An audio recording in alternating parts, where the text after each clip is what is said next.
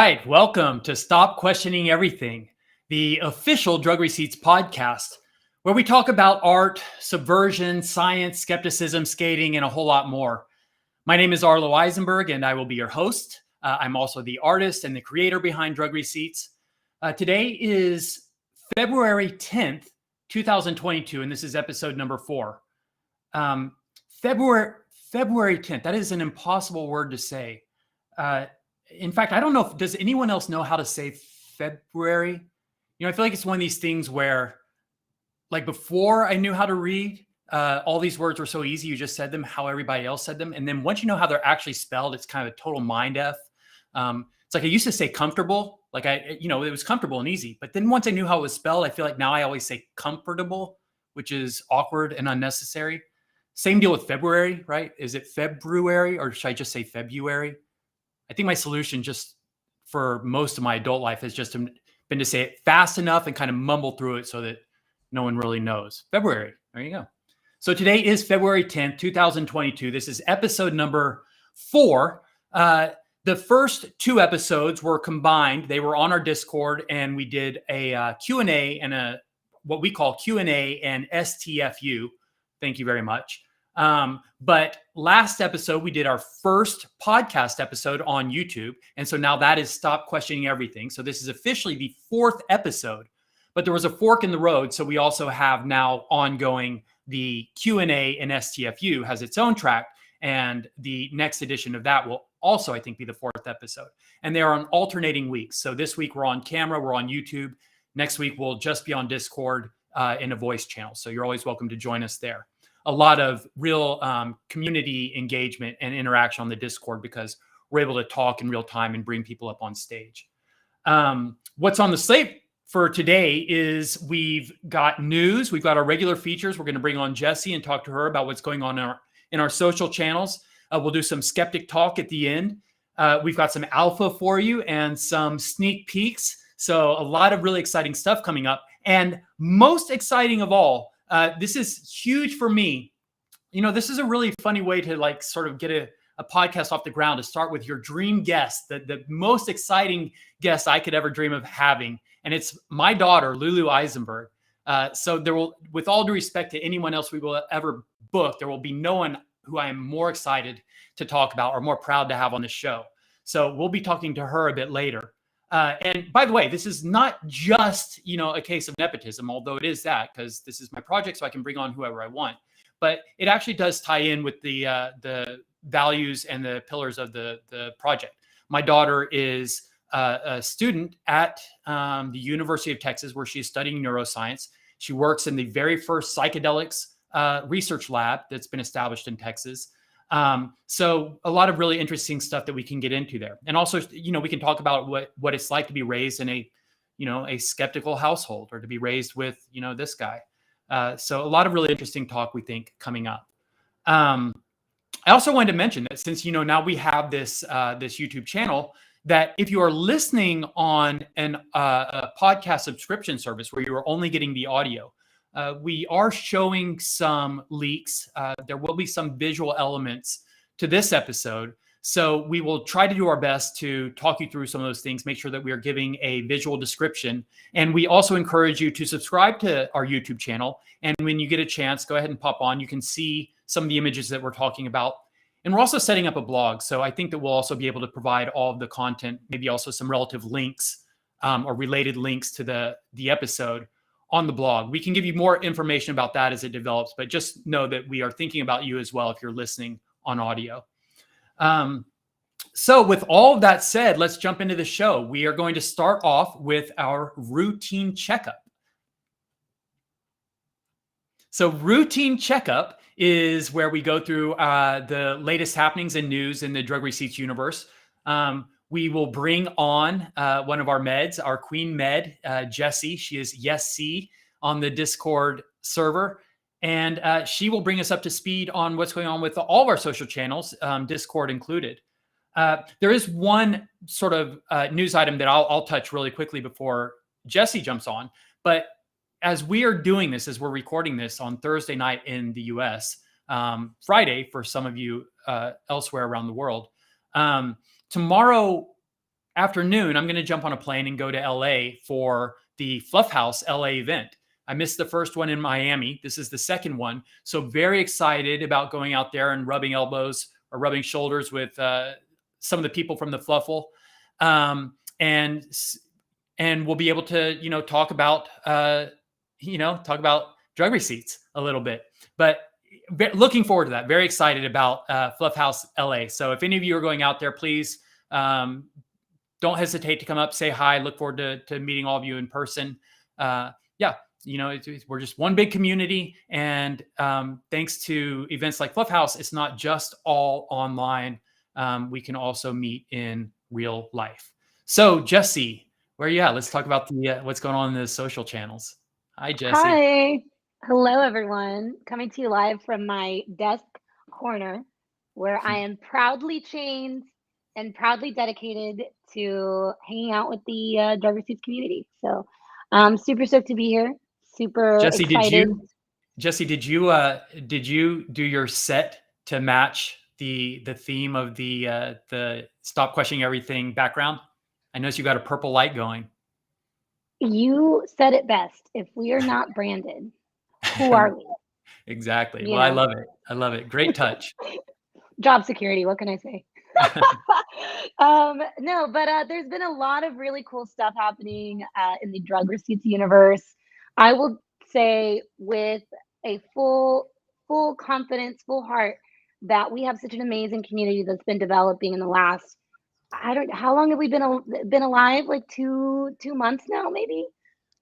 And we've already developed such an incredible community. There's you can tell, we have our little, I don't want to say cliques that are forming, but there's definitely, we have the food enthusiasts, the skeptics, the tattoo enthusiasts, the, the psychedelic, curious enthusiasts. I don't know if that's a way to say it, but there's been a ton of really awesome developments in the community.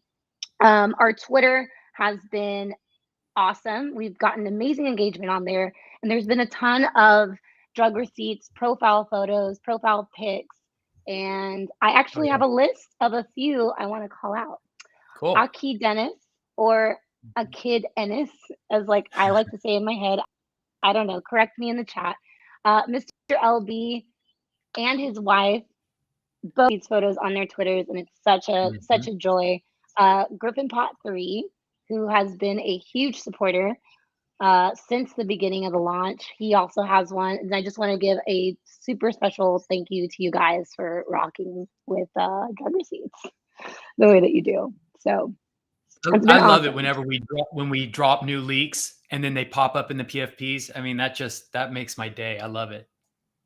And it's awesome too, because I mean, they only last for, maybe a week, and then we're moving them on out. So on to the next get them while it's hot. Exactly. I mean, there's going to be 10,000 variations. So, it's a cool little sneak peek into the upcoming launch. Ooh, I can't wait till you drop some alpha. But anyway, I'm going to move on. The Discord. I have some news about Discord, guys. I have some news. I'm dropping alpha right now. I just want to keep saying I'm dropping alpha for everything. I'm going to abuse that. Get the clicks. But exactly. Verbal clickbait. Nice. But no, we're launching a giveaway channel, a whitelist giveaway channel, and it's actually been up for the last 4 hours, but I haven't made any formal announcements. But if you're on the Drug Receipts Discord and you go all the way up to the top, right where the whitelist information is, the channel and the Discord information is, you'll see a whitelist giveaway channel, and you can click on the little ta-da emoji. And for the next 7 days, we'll be running that giveaway. And at the end of the contest, we'll announce 7 random winners that'll get on our whitelist. So if you don't want to wait, if you don't want to, participate in any of the giveaways, which you should, you very well should. That's a great way to, try your luck and see if you can get on the whitelist. So. If you don't Good want stuff. if you don't want to know if you don't want to worry about rules, if you don't want to put in any effort, this is just the easy, just no brains, nothing to do it. Just go click the little icon and you're in the lottery. And you'll know in Exactly. If 7 you days. Yep. You'll know in 7 days. So, I mean, it's great if you are lazy, or, just curious if you'll be lucky. So, it's up, it's active now, and you guys should go, check that out. So, it's good stuff. And our Instagram, I don't know if I should say it or if you should say it, but Well, it there's some doesn't cool matter stuff to on. me. I mean, you've been putting the thing together. You can introduce it, but then I'll add a little color to it. No, for sure. So one of the proudest things that we've launched in the drug receipts universe is the time capsule. That's right. It was initially named the Vault, but we Yeah. renamed it to Time Capsule. It's just more fitting. It's more on brand because if we're not branded, who are we? But so we have the time capsule series, and it's a little weekly, semi-weekly series where we focus on, getting a little bit of history on some of your more iconic designs, Arlo. I don't think a lot of people know that, some of these traits that are dropping into the upcoming NFT series are derivative from like past iconic graphics you've made. Yeah, that's exactly right. So thanks for that, Jesse. And thanks for putting together the time capsule. As Jesse mentioned earlier, one of our mottos around here is if it's not branded, then what are we doing, right? What is it? So we started with the vault, but then thought that, time capsule was kind of a little more on brand, right? Because we have a character called Capsules can be little pills. So there's something kind of fun and playful about time capsules. So what it is, as Jesse said, is it shows the lineage of a lot of the art that's now is included in the NFT collection. And Time Capsule gives us a way to share with you the history of some of these designs. So now, warning to our audio podcast listeners, we're going to show some images up on screen. So Joellen, let's go ahead and show the first one. So this is what it looks like on Instagram, the first cover photo for the series. And you can see here, this is where we're going through the name change. So the first installment was the Vault, but now we are switching up to Time Capsule. So hereforth going forward, it will be branded as Time Capsule. But in this edition, we're talking about I got money in a bank. And so we can just go to the next one, Joellen. The very first appearance of this was when I worked with a company called Franco Shade. This was probably back around 2008, I think, Jesse's what we figured out. Yes. And you can see the main character for Franco Shade was a ghost, which a lot of you will be familiar with. This was a company that we did in skating. It was a rollerblading company, but also crossed over into streetwear. But the kind of the ethos that I have adopted and kind of pushed all along is kind of, it's a little bit of like, woe is me, or what can go wrong, but it's also kind of like going against the grain. And so a popular song at the time was by T-Pain, and it had the chorus, "I've got money in a bank." Wasn't it something like that? Yeah. But obviously, You should practice. auto-tune.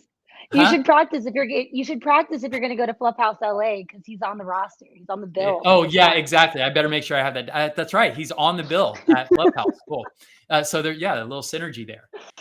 But so as a kind of a funny twist on it, we did I've got money in a bank as opposed to I've got money in the bank, because I've got money in the bank sounds really boastful, but I've got money in a bank sounds kind of like, okay, yeah, everybody has money in a bank. Big deal. And our little criminal there, our little petty criminals making out with cents, didn't quite get the big bucks. So, just always trying to take a different angle. And just a really fun, playful graphic. Anyone that's following the NFT project knows that we like bright colors, like kind of bold, fun, cute characters, and also like a little bit of mischief. So if we can go to the next one, Joellen. So the shirt, just as an interesting side story to this, on the front of the shirt graphic, we featured a little safe. And it just so happened that, and this was just an interesting coincidence, but where the Franco Shade office, where our warehouse was located in downtown Santa Ana, just a couple of doors down in the little commercial district where we were doing business, was another small company called Franco's Safes. And it was just a guy who fixed vaults, home vaults and safes. People would bring their broken safes and he would fix them. And so just in a kind of a funny nod to that, let's go ahead and look at the next one, Joellen. It's a close-up of this graphic, but on the side of the safe there with the IOU note in it, it says Franco's Safes. And we definitely took him a shirt and showed him. I don't recall if he liked it or if he filed a cease and desist, but we had a little fun with it nonetheless. So then after I left Franco Shade and moved on to do my own project, which was really sort of a continuation of what I started with Franco Shade, I started doing Ghost Brand. Mentioned that the main character for Franco Shade was the ghost. Let's go ahead and look at the next one. So there's the ghost, but now in his own featured company, his own brand called Ghost Brand. And so I kind of updated or reimagined a lot of the graphics that I'd done with Franco Shade. And this was years later. So for this one, same idea. He's running with the scent. He's even got the little funny caption there. It just makes sense. Probably had already had Lulu by that point. So I was kind of getting into the dad jokes a bit. But then also Petty Criminals was the tagline for this one. And again, kind of fun colors. I'm getting word from Joellen that we might be missing a couple. So I'm not quite sure what's next. What do we have next? Maybe nothing is what she's trying to tell me. Let's see. Oh my gosh. And for anyone listening on audio, I hope I'm describing these well enough. So we've got the ghost character wearing his little, what do you call it? What do criminals wear? Is that a beret? That doesn't sound very menacing. They wear like those little leather caps, right? It looks almost like a Kangol hat. He's wearing a Kangol hat. I mean, I drew it, but I'm not sure. But he's holding the money bags, which have the scents, and he's got the little the bandit's mask. Okay, I'm going to stretch it out here for a bit while we just. You should juggle on screen. Huh? Juggle on screen. Pick something. Start juggling. Here we go. So our next iteration of our little criminal character was once I started doing drug receipts. And now the character has shifted from being the ghost, and now we see Cap, or a very early rendition of Cap. And Cap here has got some money bags, it looks like, but I think that he's probably got fool's gold because you can see the coins actually are what are flashing all around the money bags. But we can still see the signature burglar's mask, a lot of the same elements. This one says Crime Wave, which is kind of a nod to a very cool Crystal Castle song, Crystal Castle song, the remix by Health. Love it. Yeah, great song. And I wanted to ask you if that was a nod to Crystal Castle. Absolutely. So we were at a show in Vegas for Franco Shade, and Crystal Castles was playing at one of the after parties. And so we went and saw the live show, and it was a small show, like in the top of some club or some bar. So we were right up at the front of the stage. I mean, just not a whole lot of people in there, and we're just blown away by it. And so when we got back to LA, we found out that Crystal Castles was coming and playing Orange County at Detroit Bar, where actually I used to put on a ghost event every week with a DJ buddy of mine named Dan Senna.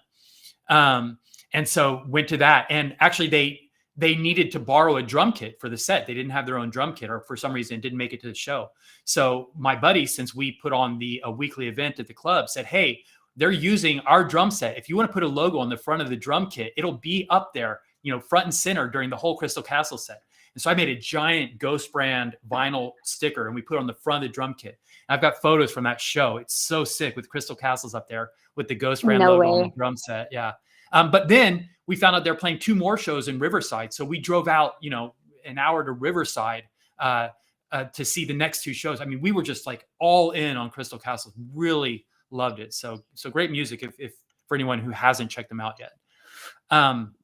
So all of that is to say, this is kind of the beginning of this little criminal character coming into drug receipts. And now let's take a look at kind of the final form. These are some of the traits that are going to be in the NFT collection. And you can see that we've got the Sense money bag, right? That's well established. We've got the burglar's mask. And Jesse, you'll be happy to know that the vague and nondescript little Kangol or beret or whatever the hat was now has become a more fitting criminal beanie. Not that everyone that wears beanies is criminals, but in this case, Cap has got it on for surreptitious endeavors. So there you I have go. a That is question. yes. We're back. Aha, Was hello. the was that green that you used in the 2022 drug receipt, the last one that we saw? The Was ghost. that green an homage to the green that you used in the Ghost brands? Yes, Graphic? absolutely. So the way that NFTs work, right, is there are multiple iterations of a lot of these traits. So the standard iteration of those sense bags is white. It's a white money bag. I put in the green one. Thank you. That's really keen of you to point that out. I put that in specifically to be a nod to the Ghost brand release where you had the green money bag. So very, very cool. Yeah. And we're going to talk a little bit more about traits and rarity a little later in the show because as we teased in the open, we do have some leaks and some sneak peeks that we're going to show you. Some stuff that has not appeared in any of the Discord channels yet. So this is all going to be brand new stuff. Very I haven't excited even and a seen little it. nervous about showing it. Yeah, this is going to be great. We're dropping alpha tonight, guys. We are dropping alpha. Okay. Jesse, we're not just dropping alpha tonight. We are dropping alpha this minute right now. I've got a couple of alpha drops that we're going to give you guys. The two most common questions, right, in the Discord are how much and when mint. So to the first one, I think that it at this point has become just sort of not a very well kept secret, right? It is an open secret, I guess, at this point that we've been saying that we're going to target, the same opening price that other non-fungible labs projects have opened with. So that puts us in the range of 0.08 to 0.09 ETH. And we plan on being faithful to that. So anyone that is trying to, get their resources together and plan for the mint, that's what you should be planning on. 0.08 to 0.09 Ethereum. And you'll have to account for whatever gas fees. The only reason we weren't so forthcoming with it is that we started with such a long runtime of such a long runway to our launch, to our mint. And as we all know, crypto is so volatile that we had to protect ourselves just in case there was going to be some wild swing, either up or down. But I think at this point we are fairly confident that we're going to stick to 0.08, 0.09. So you can plan on that. And as far as when mint, we've been saying that, we've been targeting mid-February, which we are about to be in. Mid-February. Thank you. So we did have some feedback in the chat. Sean, one of our meds, his birthday is in February. And so he is somewhat of an expert on the subject. And he said, I'm as an expert, it is February. So I am going to honor that since it is your birthday month. And I'm not going to try and be, a stickler for detail and try to honor the hidden R in February. I'm just going to stick with February. I'm going to go back to 8-year-old Arlo and forget that I ever saw how it was written. Happy February. Happy February, everybody. Hey. And Dawn, all our meds are in Feb. Oh, Dawn, no, please don't do this. I'm going to have a total mind break here. Dawn his birthday is also in February, and he calls it February. So, okay, we're back to square one. There are no. We need to call in a linguistics expert. Do we have any linguistics experts in the chat? You have to put a poll in the Discord or something, or on Twitter. I think so. Okay, so but when mint, that's what we're trying to answer here, and we've been targeting mid-February, but it is kind of a moving target. But I'll tell you that there are some drop dead dates. The lead developer on the project from Non-Fungible, that is, they're the ones that are helping us through the mint, will not be available after March 1st. He is going on a trip. He's leaving the country. So we don't have any choice but to be done before February is over. We do not expect to drag it out all the way to the end of February. We should have it done before February. We're still targeting. Now we've kind of shifted our language to middle of March, middle of February, end of February. But you can be confident that it is going to happen this month. Hopefully sooner rather than later, but that's That's kind of as much as we can give you right now. In fact, you know what, I'm going to add just a little more color to that. The reason it is a moving target ties into the discussion we just had about traits. You know, one of the things we're trying to do here, or what this project is about. Hi, Joellen. You can ask anything. You're welcome anytime. There's usually she's hidden behind the curtain, pulling the levers, doing her magic, but there was a hidden sneak peek of our esteemed producer, Joellen. Thank you. She's elusive. Back into the mysterious ether. But so with this project, it is an art project first and foremost.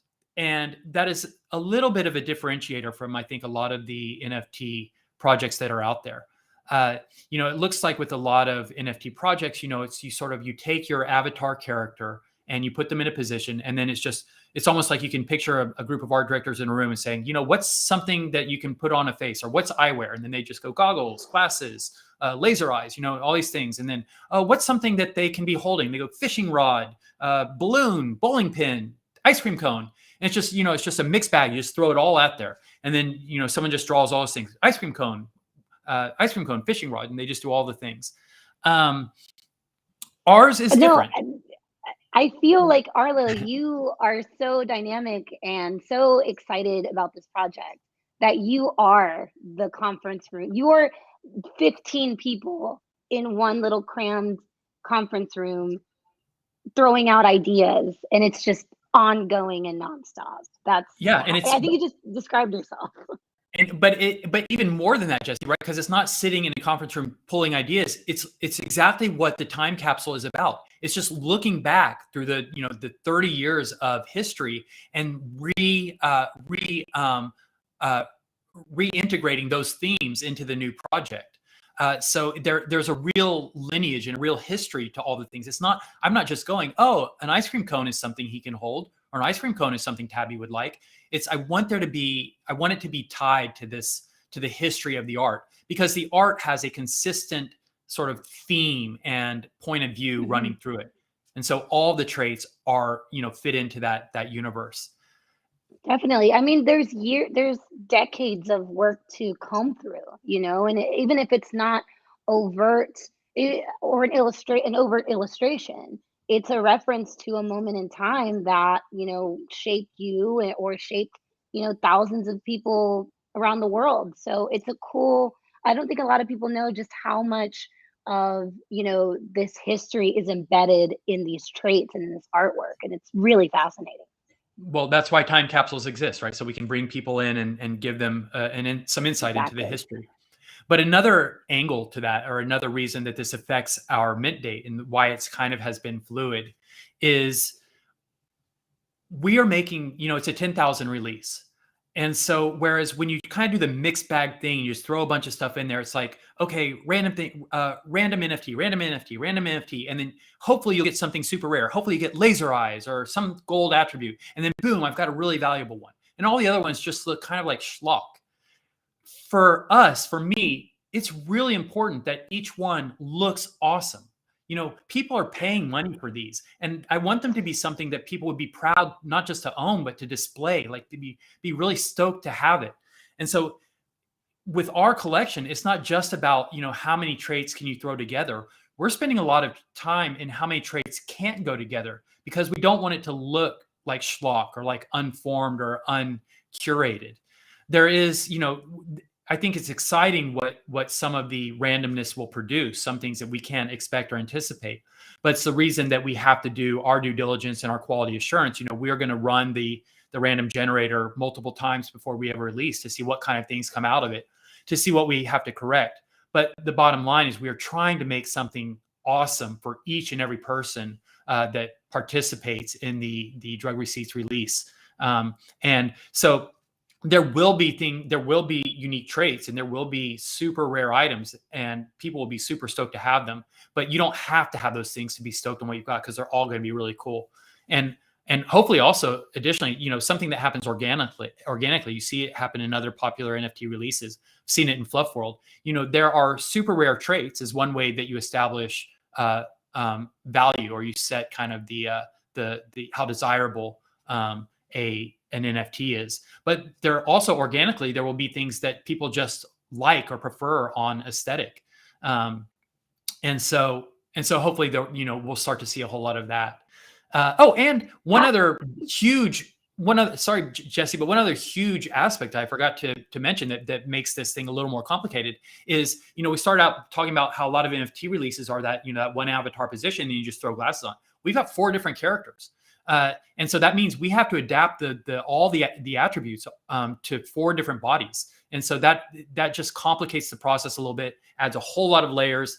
But the end product will be something that's really cool, really distinctive, and really unique for each and every one of you. I agree. I think, I don't want to speak without citing my sources, but I do want to say that having 4 unique characters may or may not be something, it may or may not be unprecedented in the NFT space. And if it is, and if it's not, I should say, then, it's exciting. It's going to take, it requires a little more love, a little more attention, a little more work.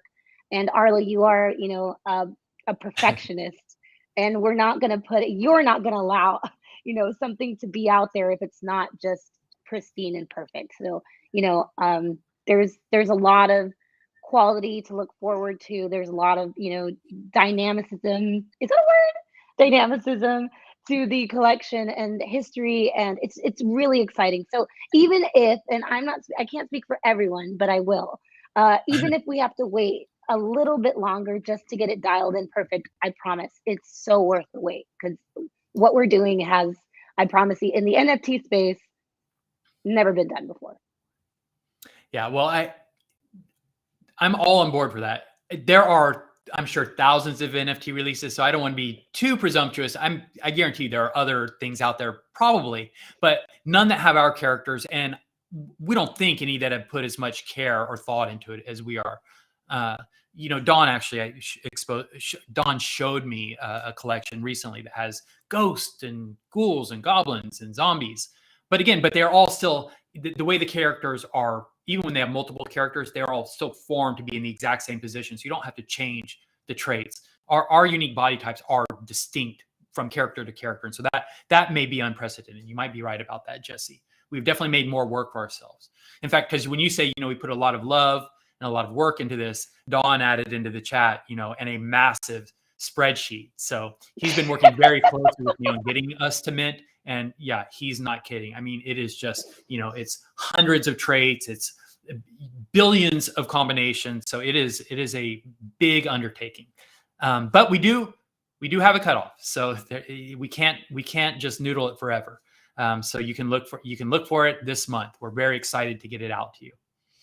So, well, Jesse, thank you for all that. That's great news. Any parting words before we move into our double dose? No, but if anyone wants to dub over this little bit with like the Academy Awards speech orchestra music whenever the person goes on for too long, that'd be play awesome. Us off. Man, if they had that option, we could never have a podcast, because all I do is go on too long about everything. So thanks for bearing with us. Of course. No, Arlo, this is a really exciting project. Thank you for having me on board. Snuggler community, thank you guys so much for making this community what it is, because we really wouldn't even have this podcast without you. So thank you guys for all the love you show the community constantly, all the time. We love you. Thank you, Jesse. And back at you. And to all of our meds, we appreciate you guys so much. Thanks for all that you do. So we will now move on into our double dose.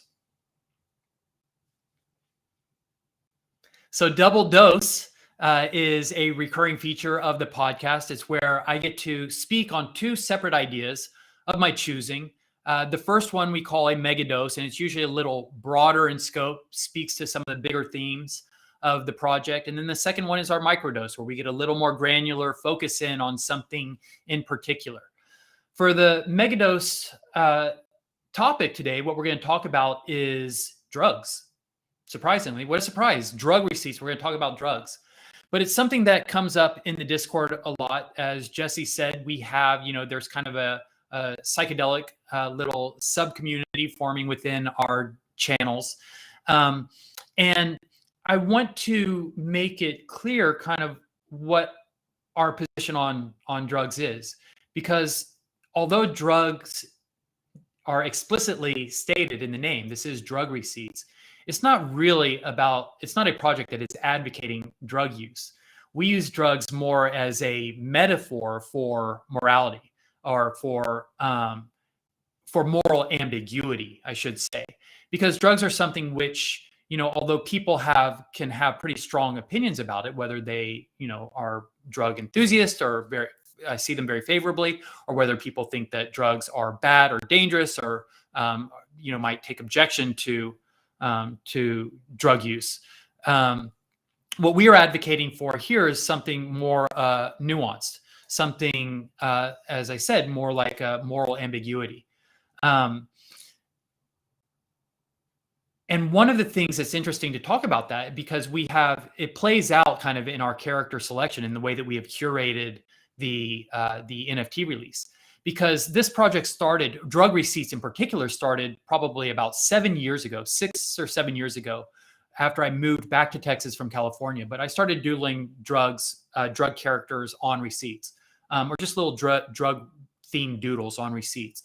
And I started posting them to Instagram, and over the years, it kind of evolved, and the characters evolved, and it turned into a little stable of characters that now have become the drug receipts collection. But not all the characters that I've ever drawn as the doodles on the receipts have made it into the NFT release. The 4 primary characters, Joellen, let's go ahead and bring them up. Let's bring up the 4 primary characters. So you see there from left to right, that's Tabby, she's a tablet. Cap, he's a capsule. Rex, he's an RX or prescription bottle, and then Siren, who's a syringe. And so these are the 4 main characters that have come from the drug receipts. And anyone who goes to @RxCPTS on Instagram, you can see all the original receipts that I've doodled on over the years, and you'll see a whole lot of all those characters. But what I'd like to show you here are a few of the characters who have not made it into the collection. And actually, before we do, let me say something about these 4 characters here. So the reason we've selected these 4 characters is because they meet the criteria of being morally ambiguous. They could all be prescriptions or medicine, or used for to better health, or for better health, or to cure what ails you. But they could also be used recreationally or experimentally.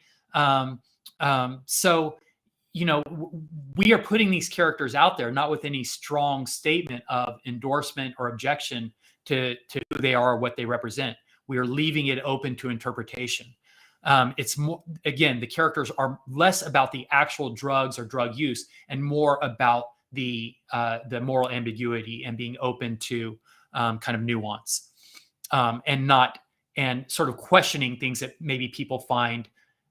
There are things like, we've talked a little bit about the legacy of my art and the themes that have run through the art over the years.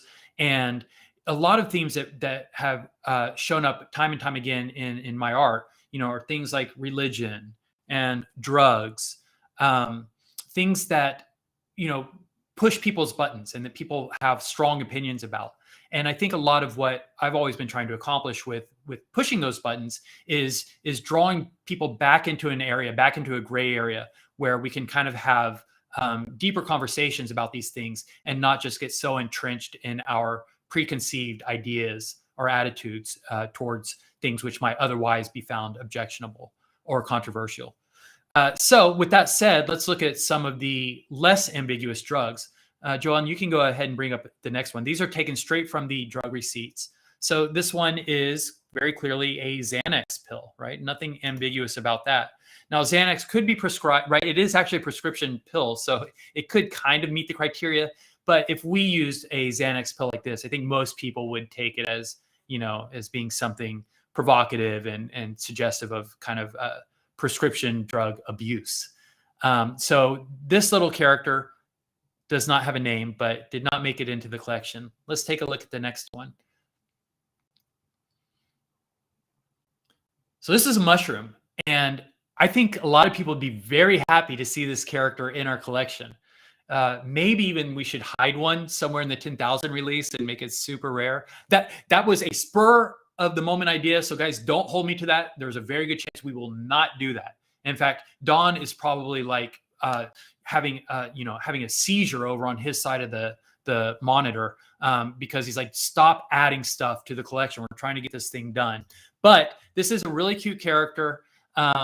But again, mushrooms are, at least right now, that's all about psychedelics. It's all about kind of recreational use. And I'm not saying that, again, I'm not saying that with any judgment. There are plenty of good reasons to take or to use psychedelics. But it sort of takes you out of that it takes you out of that ambiguity. It'd be kind of like having a character based on a pot leaf, right? Which again is probably something when they see drug receipts or when they come to a drug project, they're like, where's the pot leaf? Smoke the chronic. But that's really not what this project is about. I don't want it just to be about like, we're big drug advocates. So hopefully that's coming through a little clearer. And I would like to let's look at one more here from the collection. And so that one is an acid tab. And this is a kind of a weird take on a character. I mean, it's kind of cute, kind of funny, but right. So that the character is actually the tab, but is, it gets around on the tongue of this other character that's appended to. So kind of a funny, cute, weird idea, probably fitting for the subject matter, but definitely did not make it into our collection. And don't hold your breath if you're expecting a super rare of this one, because that probably won't happen. In fact, I think this character, this kind of acid tab, probably only appeared once even in my doodles. It's totally fun and I love it. It's really out there. But yeah, just another one that did not make it into the drug receipts NFT collection. So I think that's pretty clear, right? You can see the difference between all the characters that we chose, which maintain that kind of moral ambiguity, and all things like this, which we've just shown, which are not there. There is no ambiguity. It's pretty clear what those drugs are for. Actually, Joel, I think there was one more. Do you have one more image from that set as a little bonus? Yeah. So, can anybody guess what this is? There's no one in here. Do we have chat? Anything? Oh, I see you guys over there. Okay. Well, I'll tell you what this is. So there are. My daughter knows what it is. Lulu, what is it? You're here. You've been patient all this time. Why not come up and say what it is? Am I in the thing? Let's give people a sneak peek. Am I in the show? Huh? Am I in? Your voice is. I hear you. Okay. Oh, yeah. Go ahead and talk about it. Yeah. Okay. From what from what I'm pretty sure I know is that you were tripping on mushrooms when you did that, or maybe I think it was mushrooms, and you were so fascinated by a bug on a hike with your friend and just looking at it for so long, and then I think you ended up going to a bar, and wow. You were still feeling the effects, and this is the drawing that came out of it, and so it's not as coherent and like detailed as your other ones. Yeah, that's exactly right. Wow, I can't believe I told you. I guess I gave you all the details. That's exactly right. So of all the drug receipts, and there's probably a couple hundred of them or more at this point on the original drug receipts Instagram, this is the only one that I ever did while actually on drugs. And I actually wasn't on mushrooms. I was on LSD at this time. Apologies to I'm a grown man. I'm an adult, but I know that my mother and my parents are listening. I think it's okay to admit at this point that I experimented with drugs, but this is the only drug receipt that I ever drew while actually on drugs. There's a few in there where I'm drunk or buzzed, but this is the only one where I was actually on drugs. And Lulu's exactly right. It says bugs are real, and Cap is fixated on a bug. And I swear that little bug that I drew there is exactly what the bug looked like. It looked like sort of like the way the characters look on the cover of Sea Monkeys. If anybody ever remembers that little scam of a mail order thing that you can order, they're Sea Monkeys, and they have these great illustrations of these really cool animals, and then you order them, and it's like fish food that floats around in a little tiny aquarium, and they never evolve into anything. They look like little floating fish food. But whatever. So yeah, but the bug looked like the drawing of the sea monkeys. What the promise of ordering a sea monkey might look like. So there you go. Just a little bit of drug receipts trivia. And maybe one day, if I throw that question in the Discord, because I'm going to give out a whitelist spot, and I say, can anyone name or can anyone, reference the only drug receipt that I ever did while actually on drugs? Now you know. File that one away. So for the microdose, what I'd like to talk about, you know what? I'm going to skip the microdose. Guys, it's not that it's not that interesting. I think that it's kind of interesting, but I think bringing Lulu in for that, just that little taste of Lulu when we were looking at the drug receipts kind of got me a little ramped up. So I can't wait through a whole nother another meandering monologue from myself. God knows it's hard enough for you guys, but if I can't bear it, then I can only imagine what you guys are going through. So let's go ahead and just skip to our featured guest here. And I know this is what you guys are all waiting for. So let's do it. Let's bring up my daughter, Lulu. Hey, hi, Lulu. I'm back. Now we see you. Yeah. So you were just on Voice for the first time. And Lulu, Wait, you I have are. to give a shout out first. Thank you, Selena, for my amazing earrings and Amma for my necklace. Okay. Oh, cool. What were the earrings? It was sort of black on black. It was hard to see. Sorry, they're black cherries. If you can see, they're really cool. My second pair cool. because I lost one of the first ones. So thank you, Selena. Very cool. And you're calling from your apartment in Austin, Texas. Cool. So Lulu, there's a lot of stuff to get into. One of the things I want to talk about first, which I think has some application and meaning for everyone, because since we announced that you were going to be on, of course, family has come in. They're going to be watching this thing. But there are a lot of people who are watching who will be going through this mint and this entire NFT process for the first time. So I know that you and I got on the phone together and we walked through the steps to get ready for mint. And I had to do the same thing with my mom, did the same thing with my dad. I've been going through the same process with a lot of people because, minting, the process of owning a drug receipts NFT is not just as simple as, on mint day, guys, we're going to make them live. And then all you have to do is go in and sign up with your Visa card and buy an NFT. It's all happens on the blockchain. So you've got to have cryptocurrency. In this case, it's got to be Ethereum. You've got to have a wallet so you can spend your cryptocurrency, and you've got to link that all up to all the sites. I mean, there is actually a process. And there are some great resources online, which I encourage you guys to look up and seek out if you are curious about it. They're very good, very helpful. We have an article that we link to on our website, drugreceipts.com, which gives a little bit of a primer on cryptocurrency and NFTs. Fluff World, I know, has some very good resources. But if you just Google, NFTs, crypto, how to buy NFTs, what do you need to do? You can find some great step-by-step tutorials. We will also be producing some of our own content, which will be available soon, probably within the next couple of weeks. But the reason I'm bringing it up now is because this is it. We're in the month that we're going to mint. We're probably, less than 3 weeks out.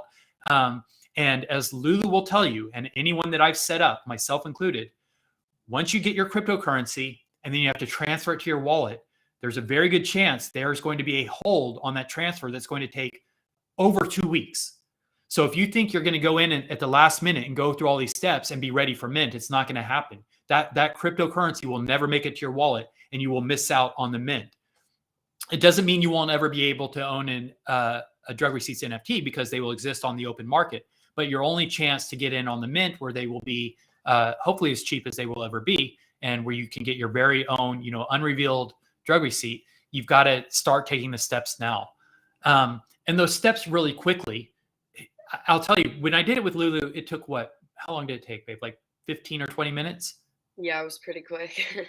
I mean, it's not that hard, especially if you have either a resource or someone that can help walk you through it. But I should tell you, there's probably a little bit of, a curve, that based on how young or technically savvy the user is. Because I did the same process with my mom.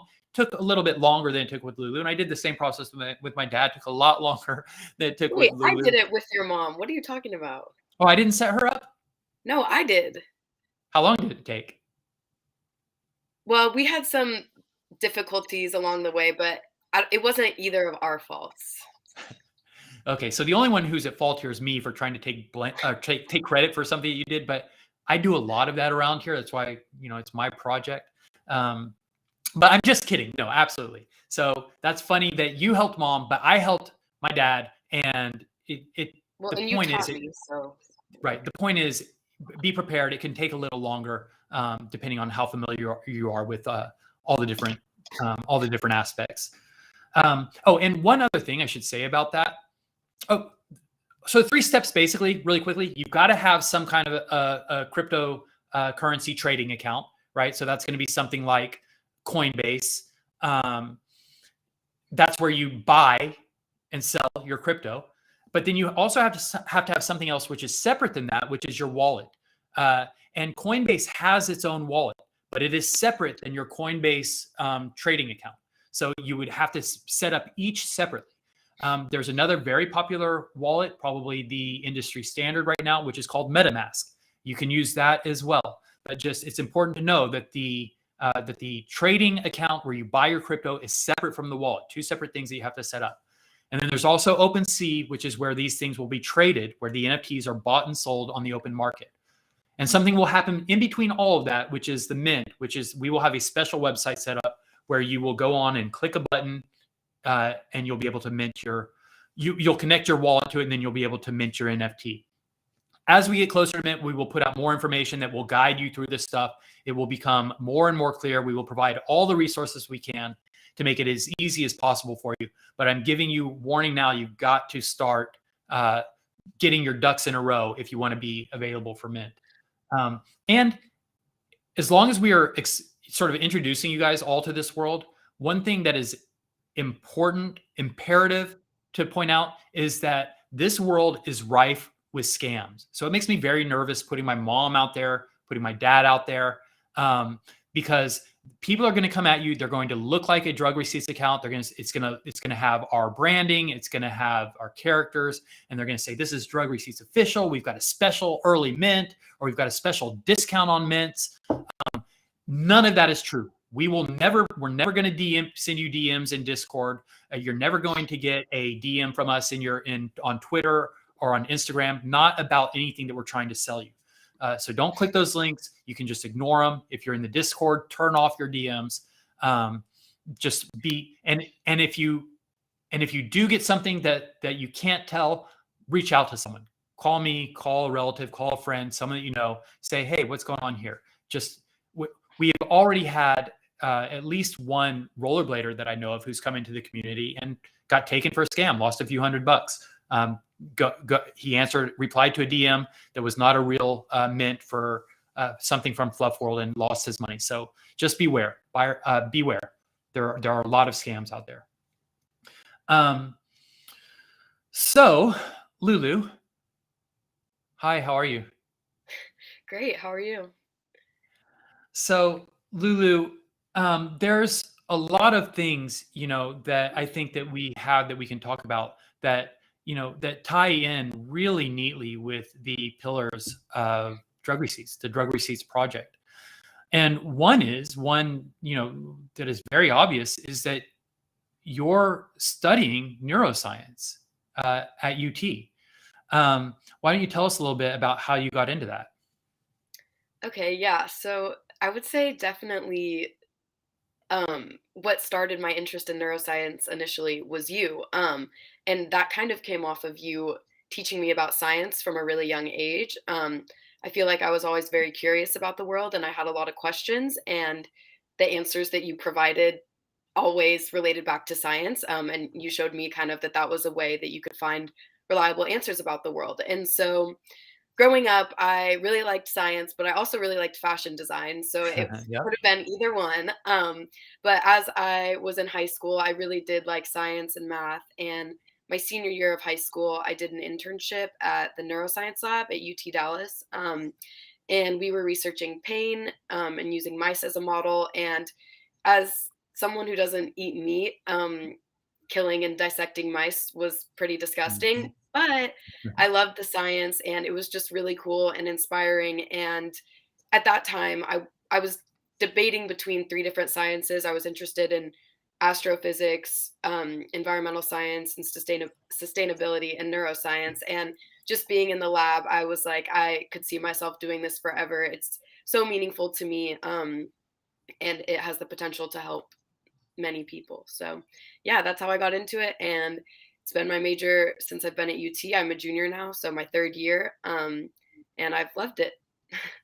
So that's awesome. I mean, Oh, and I forgot obviously, one important point. Sam yeah. Harris.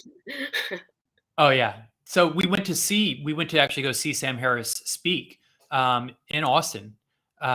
He was who was his guest Michael Shermer for the one that we saw? Yeah. It was. So Michael Shermer is the publisher of Skeptic magazine. So it was kind of like a double whammy for us. We got to see Michael Shermer and Sam Harris in discussion in Austin. So that was really great. And really happy that that was something that I could share with you, Lulu. You know, people, I think, get the impression, or I've actually received this question a lot. It's like, it used to be because they knew my feeling about things. They knew that I was a skeptic. They knew that my worldview was evidence-based. And so they would always say, and so once you have a kid, everybody's like, well, what would you do, you know, if your daughter grows up and like, maybe she's like a fundamentalist, you know, she's a religious zealot or something. And I've always said, you know, I don't teach my daughter beliefs. I'm not training her what things I want her to believe. I'm just giving her the tools to navigate all the information that's out there meaningfully and to come up with her own conclusions. And so I will be happy with whatever she comes up with, as long as, you know, as long as I provided her with the tools to arrive at those positions meaningfully and thoughtfully. But then the other side of that now is it's like, oh, well, did you push her to become, you know, a neuroscience major? And honestly, I've always taken great pains to make sure that you don't feel like it's like what I want you to do, because it's not. I would be happy and thrilled with whatever you choose to do. And I know that you'll be amazing at it. You know, and another aspect of that is, and maybe I guess I'm sure you're aware of this, but so I dropped out of college, right? I was going to UT. I dropped out of school to go skate and pursue a career as a professional rollerblader in California. And it worked out. So I spent the next 20, 30 years. I mean, this is my life now. It set me on a different path. But now that I don't skate anymore, and, you know, I've gotten into other things, I do design, and it's all been fruitful and rewarding. But I discovered skepticism around the same time I became a professional rollerblader. And one of my secret fantasies, right, is that I would always go back to school and study something to do with that, right? Neuroscience or cognitive science, you know, anything. Cognitive psychology. It's just all so fascinating to me. And so now I get to, no pressure on you, but I do get to live vicariously through you. You know, you are doing all the things that if I had it to do over again, I might have done myself. And I think that that's really thrilling. Yeah. And I mean, I never felt pressured by you or anything. It's more that, like, I feel like we have very similar interests, which obviously I have gotten a lot of my interests from you. And I don't know, it's turned into my own thing, but it did come from you, but never forced onto me or anything like that. Well, you know, so it's funny because we're talking about this in the context of an art project and of an NFT release in particular. And we just did, you know, I just did a long-winded explanation of all the thought that goes into all the traits, and there's going to be 10,000 different characters. And I want each one to feel special and everyone to feel proud and display them. And so in the 30 years of like building this sort of this artistic database, you know, of all these different traits and characters that we can now put into the NFT release, I have a lot of stuff in my history that I'm proud of, right? But, you know, I am very fond of saying that there's nothing that I've created that I'm more proud of than you. And so there's kind of an element of like, right, building traits, like, you know, having a kid is like the ultimate like trait building project, right? Like we get to put into you whatever we want to come out. And, you know, obviously I'm aware that there are limitations to this kind of this anecdote that I'm spinning here, but like, you know, genetics play a huge part in it. that, you know, if you were going to be a sociopath, there's probably nothing I could have done, you know, to make you make you not that. There are also, you know, there are all kinds of disabilities or afflictions that, you know, that could have happened that are just out of our control. But insofar as it goes, I mean, we have tried to give you every opportunity, right, to be. I don't know. This is going to sound very selfish and self-serving, but that's kind of what being a parent is. You know, we are trying to make the kind of person that we want to be around, right? The kind of person that we like, and a person that has the values, you know, that you want to see in the world. And so a thoughtful, considerate, right, curious person. But also, you know, the things that I had to discover accidentally by, you know, just happening to find a magazine, a skeptic magazine, a newsstand, I was able to distill kind of a passion and an appreciation for that in you very early, and a subscription to your own skeptic magazine. Oh, that's my They're girl. all right on my desk. Uh-huh. Sorry, continue that thought. I just had to do No, so that is the thought, right? You are the ultimate NFT. You have all the traits. You are the one of one. You are the top. You are the roof as far as the collection goes, right? The most valuable one. So, yeah. So that's a lot of praise for you. This conversation actually veers into something. You know, did you already mention the psychedelic lab? Because I think. No, I can do that now. Yeah, why don't you tell us a little bit about that? Okay, to clarify, I'm not currently working in the psychedelic lab because the research has not even started. I am Yeah. in the lab under the professor who will be doing the psychedelic research within this year. But And so talk about why the research hasn't started. I mean, because there was no such thing as psychedelic labs before now. It wasn't even legal.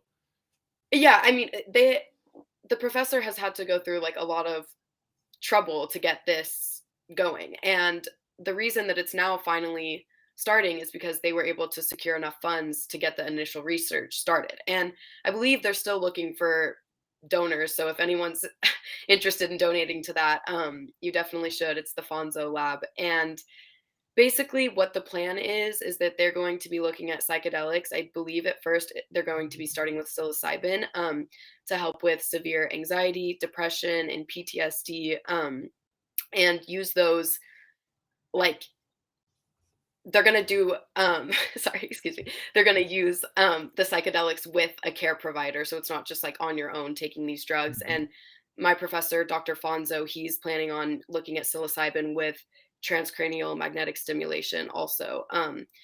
And the first people that they're looking to research are veterans struggling with PTSD, and people who have experienced childhood trauma and prolonged periods of grief and depression.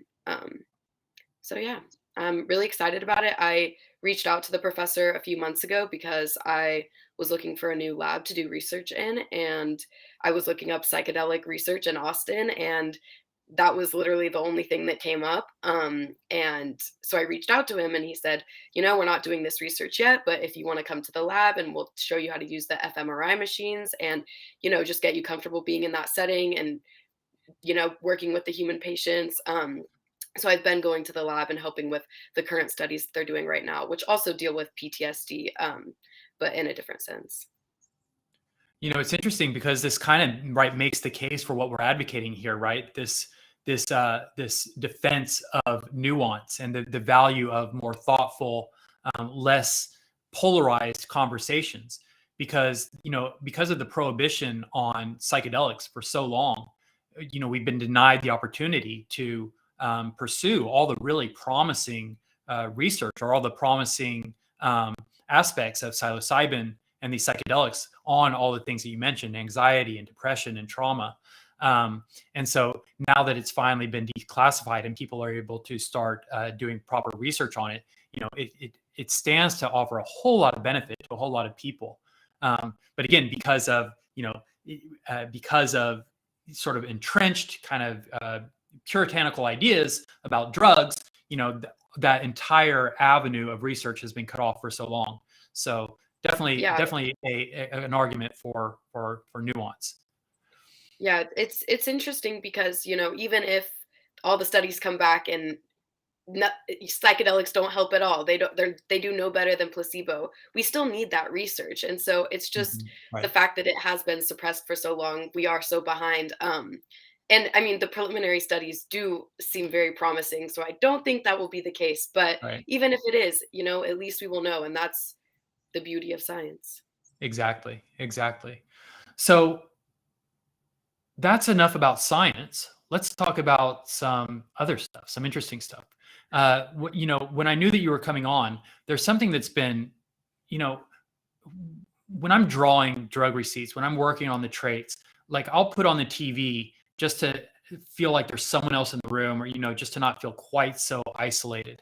But usually, what I'll put on is something that's just easy to have in the background. So usually, it's like a basketball game or something. But a commercial that I see, and so I see the same commercials all the time. And one of the commercials I see over and over again is it's for some truck commercial, GMC or something. I don't know what it is, but it's a dad driving the truck, and he's got his wife in the passenger seat, and his daughter and her boyfriend are in the back seat. And he's looking up in his rearview mirror, and the boy who's along for the ride says, "Thank you, Mr. So-and-so, for inviting me on the trip." And then the daughter, puts her hand on the boy's hand. And it's a really sweet, like cute thing. But the dad sees it in his rearview mirror, and his eyes go wide. And he says, boy in the back seat, this truck has 5 cameras. I've got a camera on the left side so I can see what's happening on the left. I had a camera on the right side so I can see what's happening on the right. And I got a camera in the back so I can see what's happening in the back. So I can see if any funny business is happening. And he said, there won't be any funny business, will there, boy in the back? And the kid says, oh, no, Mr. So-and-so, and he like straightens up. And it's always really rubbed me the wrong way whenever I see this commercial. And I think about you all the time, Lulu. And so I think now we have an interesting opportunity to talk about this a little bit.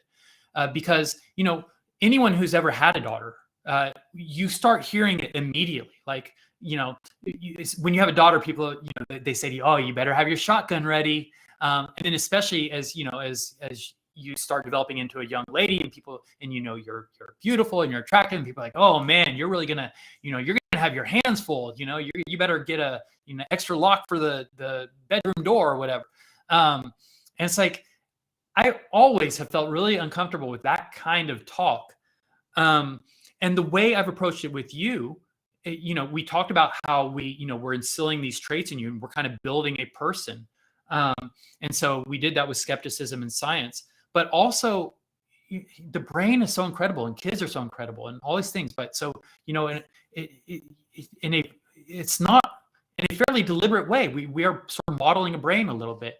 But so from very early on, I always wanted to empower you to be in charge of your own body, your own sexuality. I never wanted you to make it feel like sex was something that you should be ashamed of, or that is bad, or you know what I mean? Everybody has sex and they actually love it. I don't understand what this big deal is about making kids think that it's something terrible. You have to balance that with saying, how you've got to approach everything responsibly, and it's the younger you are, the less appropriate it is. But it's not a bad thing. And this idea that I think that the commercial and the whole thing with shotguns and commercials, like the angry dad and all this stuff, all those things make it sound like sex is something that boys do that happens to girls. And so it puts girls in a position where they are never in control of their own sexuality. It's always something that happens to them. And even, what was I going to say? I totally lost it.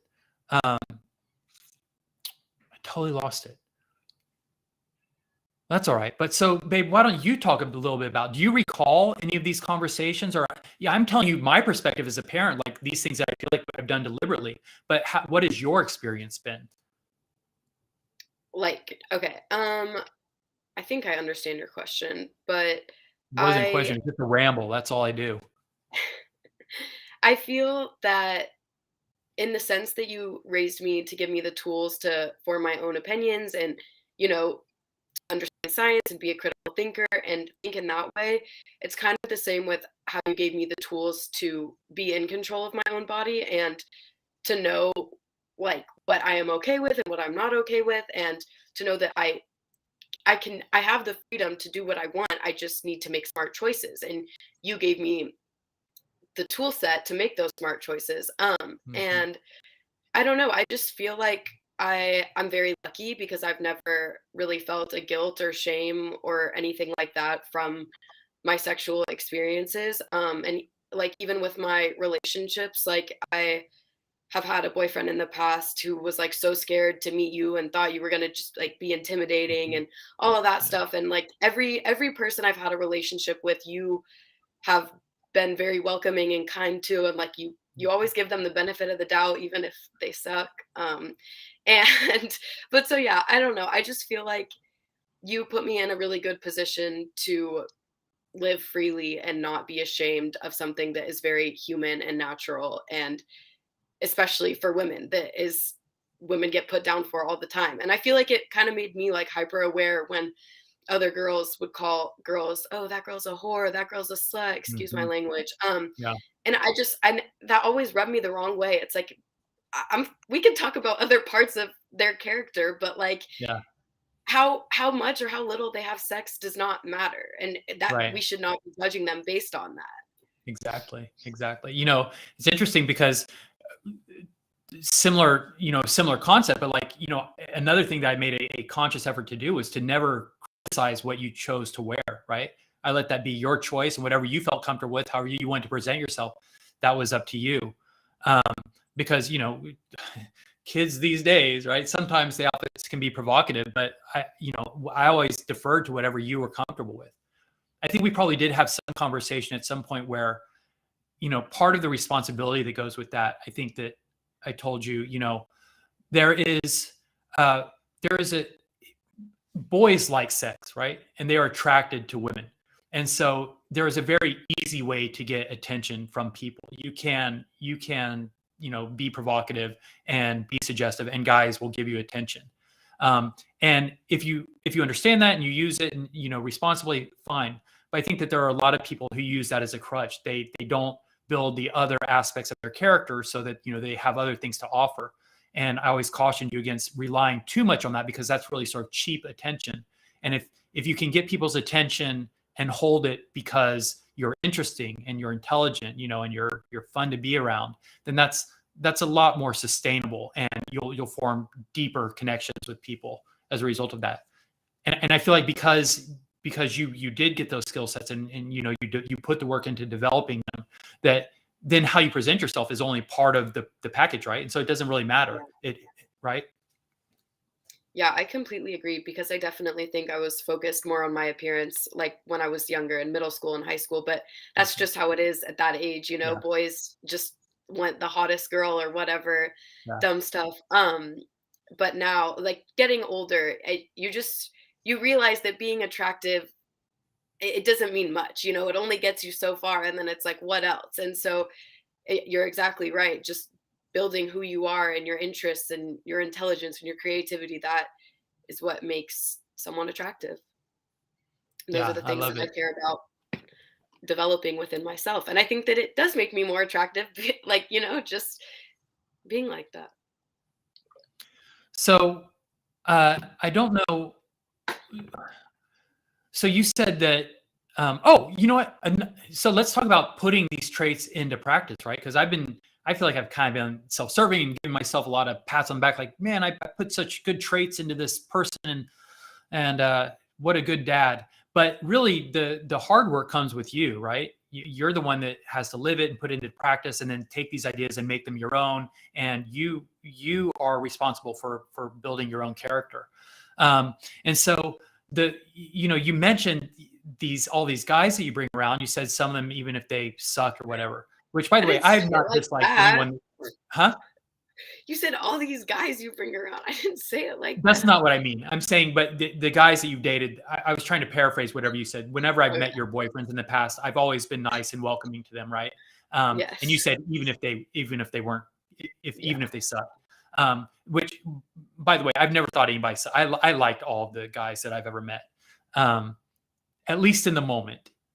Uh, but but and I see you making that frowning face, and that's sort of exactly the point that I'm getting at, Lulu, is that you have done such a good job at cultivating these skills that you have become very good at what is good and healthy for you. And you are very good about making decisions in your own best interest. You will not stay in a relationship just out of convenience or security. You always make the commitment to yourself first, even when it's hard. And I think that that has been, that can be very scary. And I've seen many, painful nights where you've been crying to me about not knowing what's going to happen, but you persevere and push through that pain with the belief and the understanding that you've got to put yourself first, and that you deserve, better. You deserve the best. And I think that has been rewarding for you. That has bore fruit.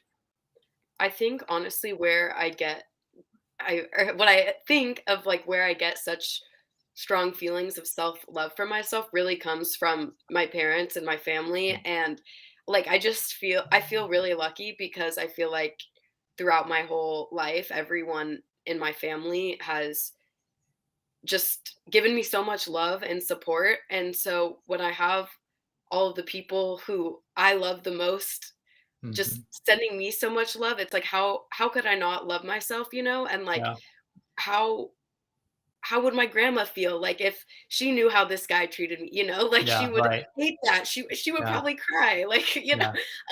and kind of just I don't know, I feel like I really love myself, and I'm not gonna let someone take that away from me. And it doesn't even go for just guys, friendships too. If I think Yeah. that a friendship is bringing me down, and they don't respect me and they don't love me, then I don't want that in my life, and I don't really have a problem with saying goodbye.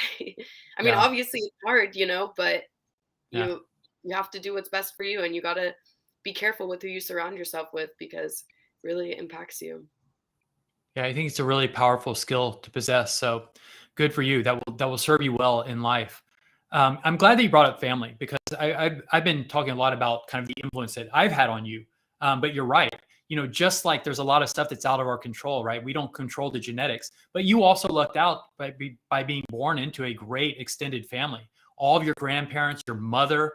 I somehow was lucky enough to con a beautiful, intelligent, smart woman into giving me a child. So you've benefited from having a great mother, and all of your grandparents on both sides. Yeah, you're right. You're surrounded by just a really supportive, loving network of people that instill a lot of wonderful values in you. So yeah, uh, there's an element of this. I don't want to derail the conversation where we could get into, we could go deep into the Sam Harris free will stuff and talk about how much we really can take credit for anything, but we don't have to get into that now. We'll save that one. There was a really interesting moment. Actually, let's put a bow on that conversation, that part of the conversation. So taking it from where we instill skills in you, give you the tools to navigate your life and make the best decisions possible. But you but now how those have translated into action, where a lot of parents feel like their job is to protect their children. I've always viewed it as my job is to give you the skills to protect yourself. And so when you're able to exercise tools like that, where you are able to make decisions in your best interest and you're able to find healthy relationships, then my job is not to protect you, right?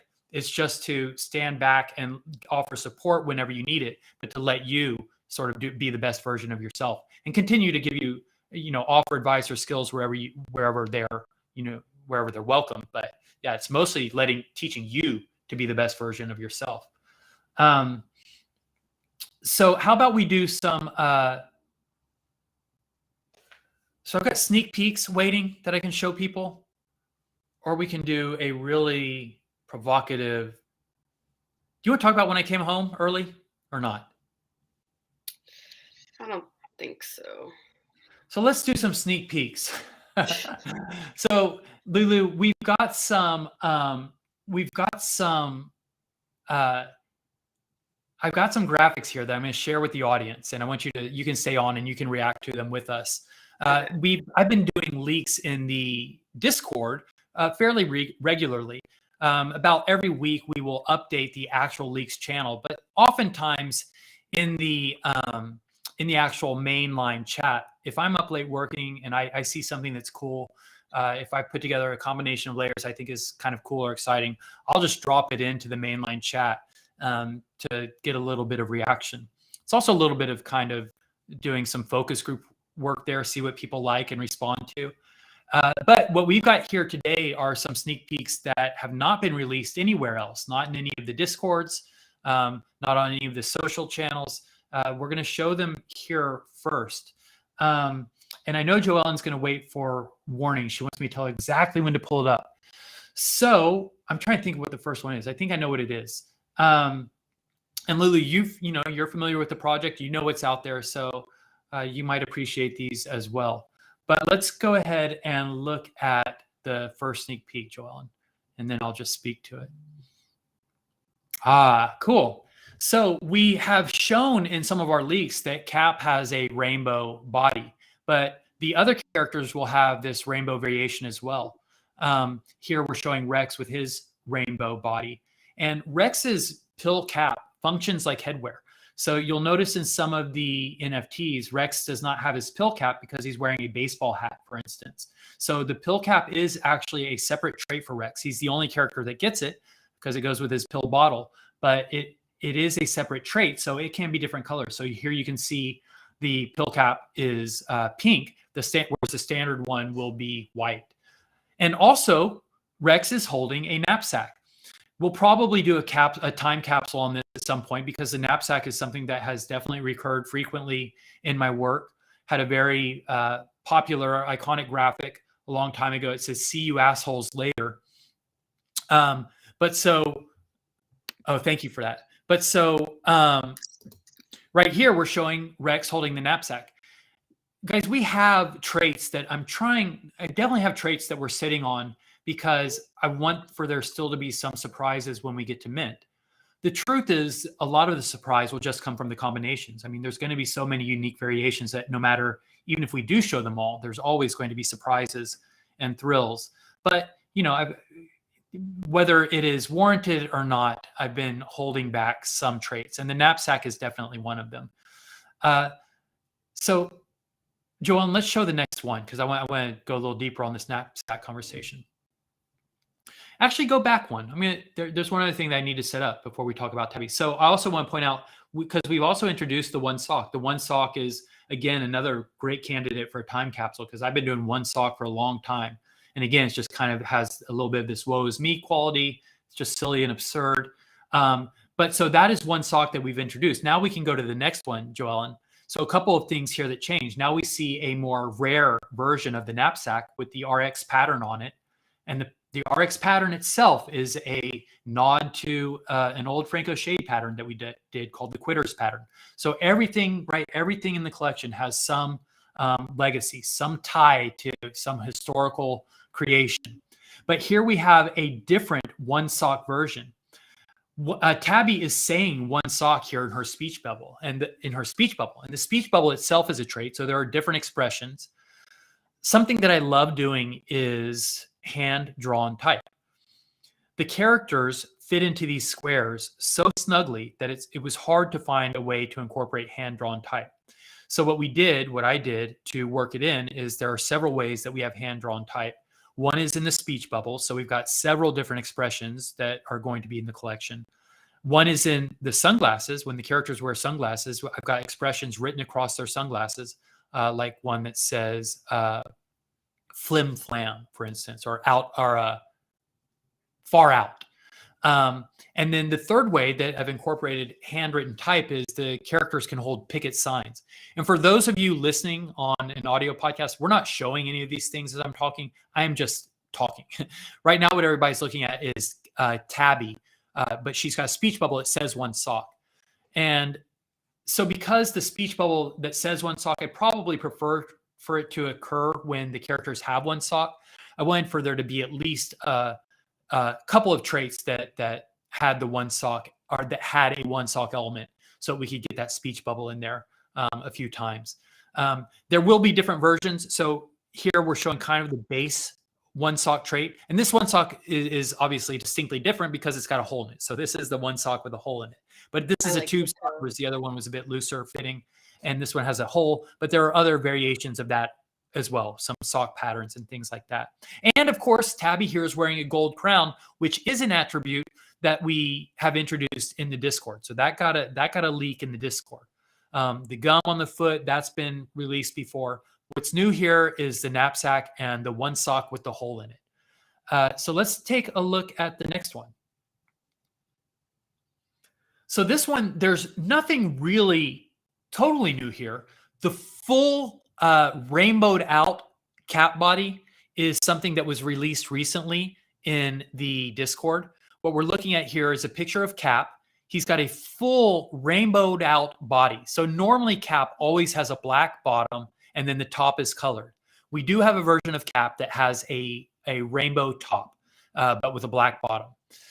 So when you're talking about rarity or how often these things will occur, because we have no control over how the computer will randomly assemble these, but we do get to tell the computer what probability we want for each trait, what percentage of the time we would like for them to occur. So whereas Tabby had on a white sock with a hole in it, we may say we want that to occur, 30% of the times that you select for a white sock, for a one sock, but maybe the white sock that has a rainbow pattern or whatever the rarest trait is going to be, maybe we want that to occur 1% of the time or 0.05% of the time, however rare we want to make it. So here, this is will be a pretty exclusive rare body type for Cap, because not only does it have rainbow, which is already rare, but it is rainbowed out, which means the bottom is also rainbow. And there are only a few instances where Cap will have the full body color treatment like that, where he is rainbowed out or redded out or blacked out. And those you can count on being very rare. The other thing that I really like about this, and this is just something that comes from the random generation, I've mentioned that we're going to do some curating in how we set up the blacklist so that certain traits can't go with other traits, and making sure that certain traits do go together. But we have skates in here. And for the most part, I'd like for the skates to be together.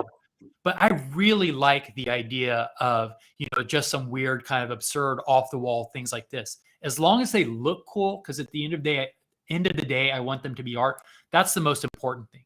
They don't have to be literal. They have abstract backgrounds. The ideas here are meant to be kind of, have somewhat of an abstract quality to them. They're not meant to be literal. So I really love stuff like this, where you get kind of some mismatched things. And also showing you here another variation of the speech bubble. So it doesn't even necessarily have to be written or spoken speech, right? Here, Cap is speaking an emotion with the broken heart. Also the hat. The hat has a drug receipts insignia on it, a logo, but there will be variation in the hats. You guys have seen Fluff World logos on the hats. There will be multiple different hats, different insignias, and all of those have not been revealed yet. There's some surprises in there. So talking about this body, the idea of doing a rainbowed out body or a redded out body, and the layers of, uniqueness and rarity. We're getting pretty rare here, right? Because you've got an exclusive rarity trait on the knapsack with the RX pattern. You've got the rainbowed out body. You've got these mixed match skates. If I opened this, I'd be like, man, that is hot. But let's take it even a step further. We're going to show you something super rare here. This is going to be one of our one-of-ones. And this is the first time anywhere that we are showing something like this, or even acknowledging that something like this can exist. So you will notice here that all of the extremities, in addition to Cap being redded out here, all the extremities are red. So this is fully redded out. And this will only happen in one-of-ones, things that we are curating by hand. They're still randomized. We throw them into the randomizer so that we don't know who's going to get it. But this is not something that that's going to be programmatically generated. There's going to be a small handful of one-of-ones like this that are going to go in there. Our Arc Devils, maybe there's going to be Archangels. And as we get closer to mint, we will start showing you some of these super exclusive ones. But there will be a what we're looking at, by the way, for our audio listeners, we're looking at a devil version of Cap, and Cap is winking. He's got his horns. even the horns here are red, guys. The standard issue horns are going to be in the normal black and blue colorway. They will only appear red here for the devil versions. He's giving the horn sign. He's got a tail, which we've not revealed before. He's got a pitchfork, which I don't think we have revealed before. And he is all red. His arms, his legs, his tail, he is redded out. And you will only see this kind of combination in a curated by hand 1 of 1. So that is going to be, these things are going to be top of the list in terms of rarity. So how's that for some alpha for you? Hope you guys are excited about seeing that. And we've got other really super exciting things like that we are going to share with you guys as we get closer to mint. Dawn, I think in the chat said we are an hour 20 minutes in. And I think, were you telling me that to tell me that I was just rambling on too long? Is that what you're telling me? Because now I'm super sensitive and I want to make sure that I'm not losing the audience here.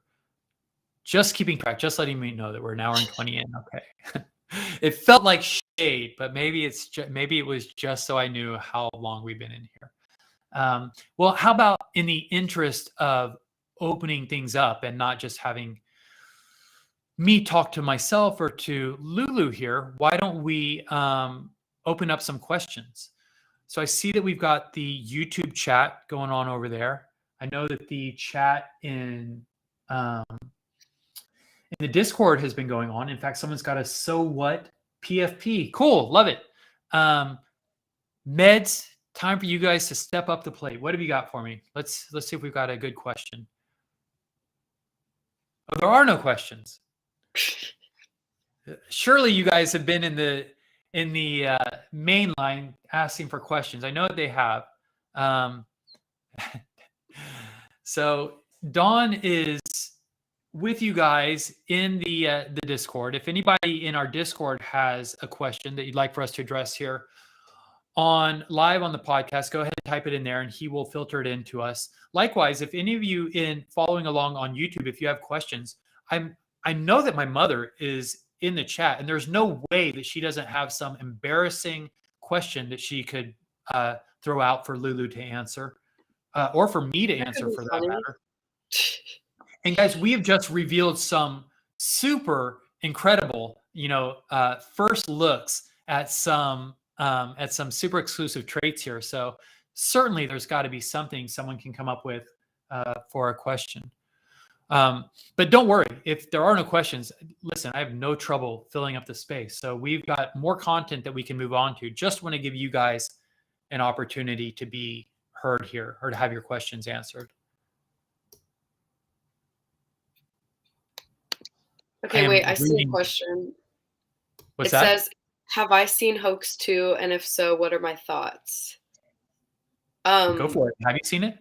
Okay, so my answer is that I get all of the cool skating videos mixed up. So which one is that one again? So is that the one that I'm in or no?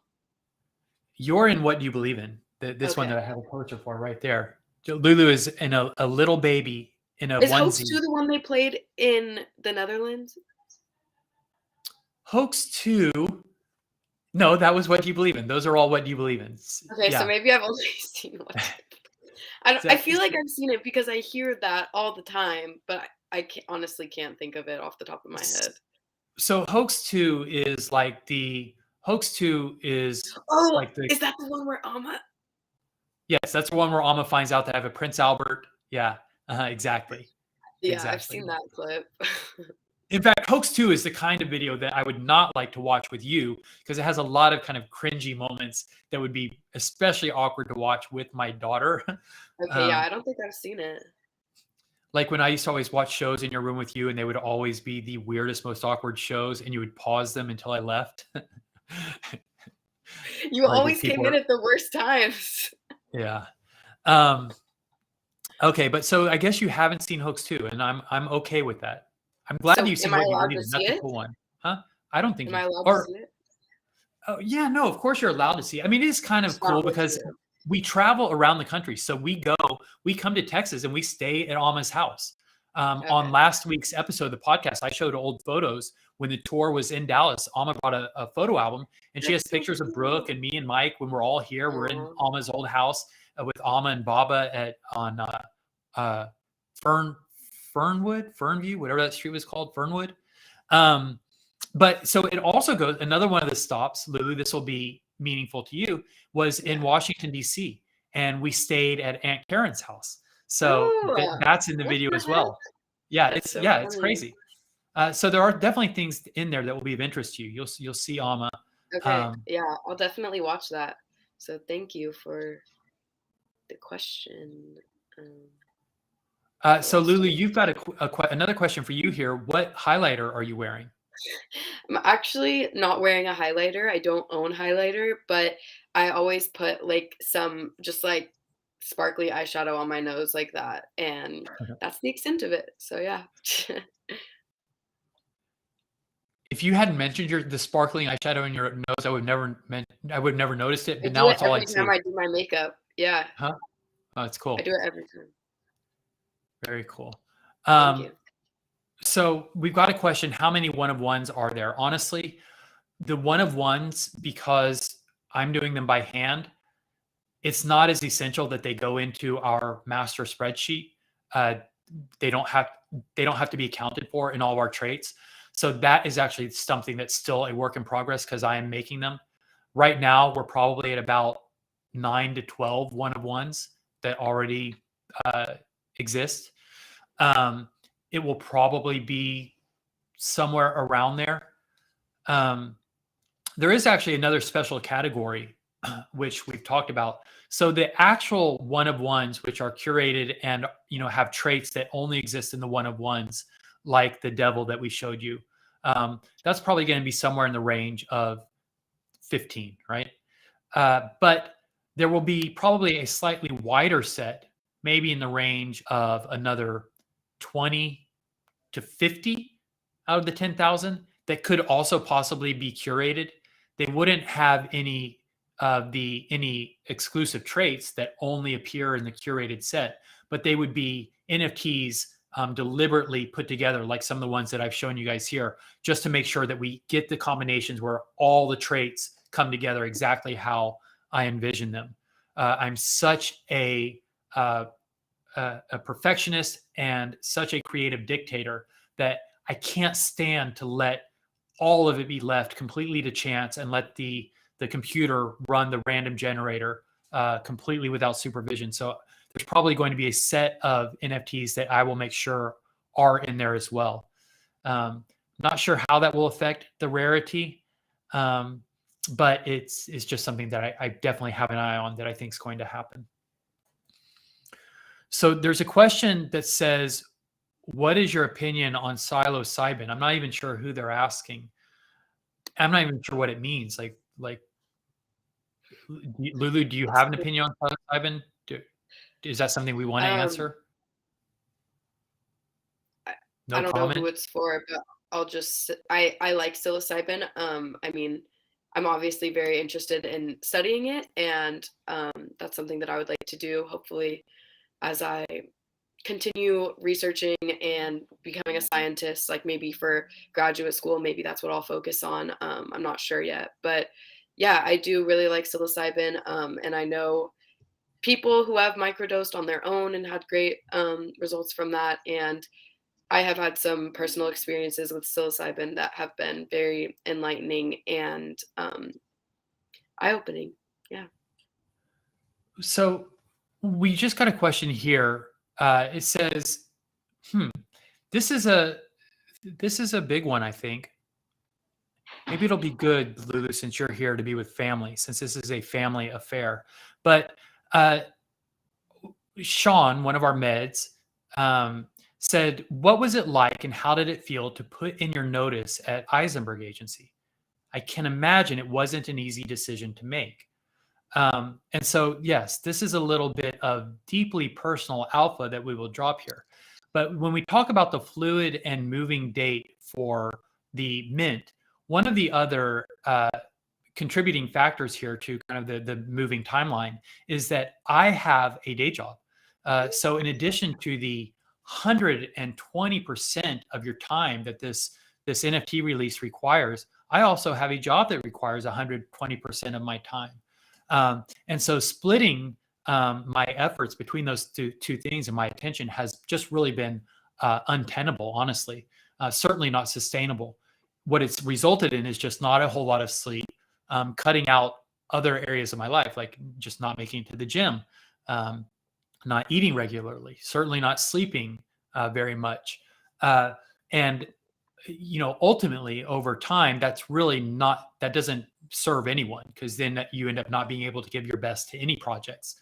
But so I gave my notice at the agency on Monday of this week. So in 2 weeks from now, or in not this Friday, but next Friday will be my last day at the agency. And then I will be 100% committed. I've always been 100% committed. 100% of my time will be available to drug receipts. So any projects that I have been creating a bottleneck on will certainly be freed up by then. But the agency is Eisenberg. So it's not just like giving notice at my job. In fact, the only reason that I didn't give notice ages ago was because it's my father's agency. It's my agency. We've been doing this together for the past 7 years. He's had the agency for 50 years.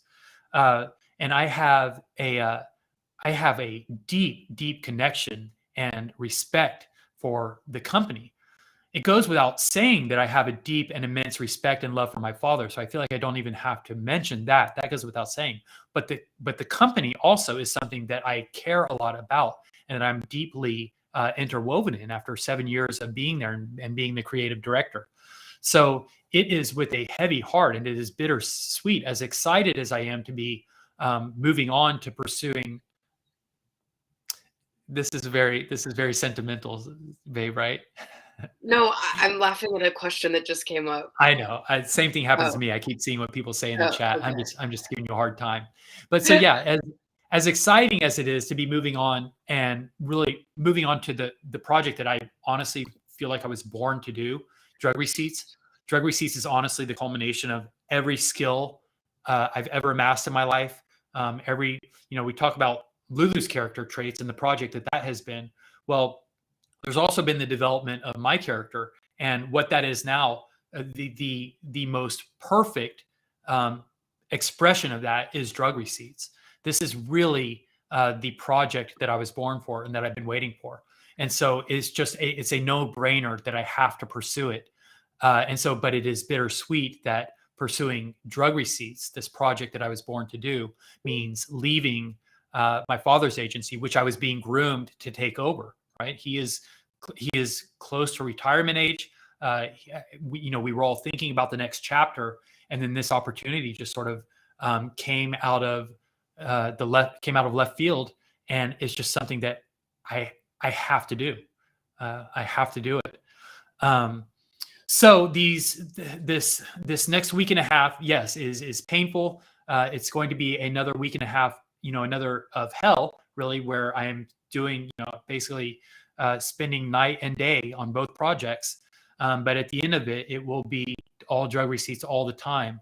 And, I'm going to make every effort I can to help my father and help the agency make the transition and be positioned for success going forward. But, my father has been in business for 50 years. So somehow he managed for 43 years without me. It's a highly successful company. It's a fixture in the design community in Dallas. So they will be fine without me.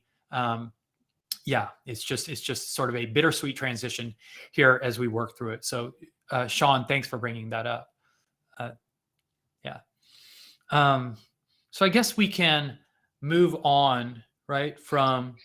One more question and then we'll move on. Is that fair? So another one from one of our meds, he says, will the resolution of the NFT be possible to be blown up to have framed on the wall at, say, A1 size? And yes, absolutely. We've identified that the purpose, first and foremost, of this project is to provide you with art, to get the art out there. So we want each one in the collection to be awesome, and we want you to be stoked on your unique NFT, and we want it to be something that you want to share. So we are going to provide it in different formats, different ways that you can share it. They are all going to be high resolution. You will get the NFT square version, but there's also a much larger square version that we are releasing, and there will also be there will be landscape and portrait versions, transparent PNG. These will all be unlockable content that you'll be able to download through our drugstore, which will be available, post mint. But yes, absolutely, we are planning on providing all of those assets to all of our members, so you can have multiple options for displaying or printing or getting some kind of digital display for your art. And in fact, even part of our roadmap will include gallery exhibitions where we will be displaying these things in a live venue. So yes, that is all on the table and stuff that we are talking about and very excited about getting to post mint. Okay, so Lulu, I'm glad that you're here, because the next section is controlled substance, where we talk about skeptical themes.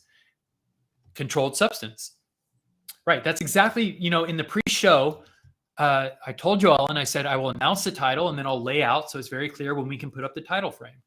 But I right there, just tried to power right through it. I started talking about controlled substance. I was right into the subject and did not give her a moment to drop the title. So thank you, Joel, for keeping me in check on that one. Oh, see, and she jumped. She was jumping in to slap me on the wrist. She just wants me to know I am watching you. Okay, don't forget that Joellen sees all. Thank you for that. So for the first topic on controlled substance, by the way, is where we talk about skeptical themes. We leave it for the end of the podcast because we want you guys to all be able to get your alpha, to see your leaks, your sneaks, be introduced to our special guest. But then you don't have to stick around for the skepticism, although we encourage you to, and we hope that you will, because there's really a lot of value in it.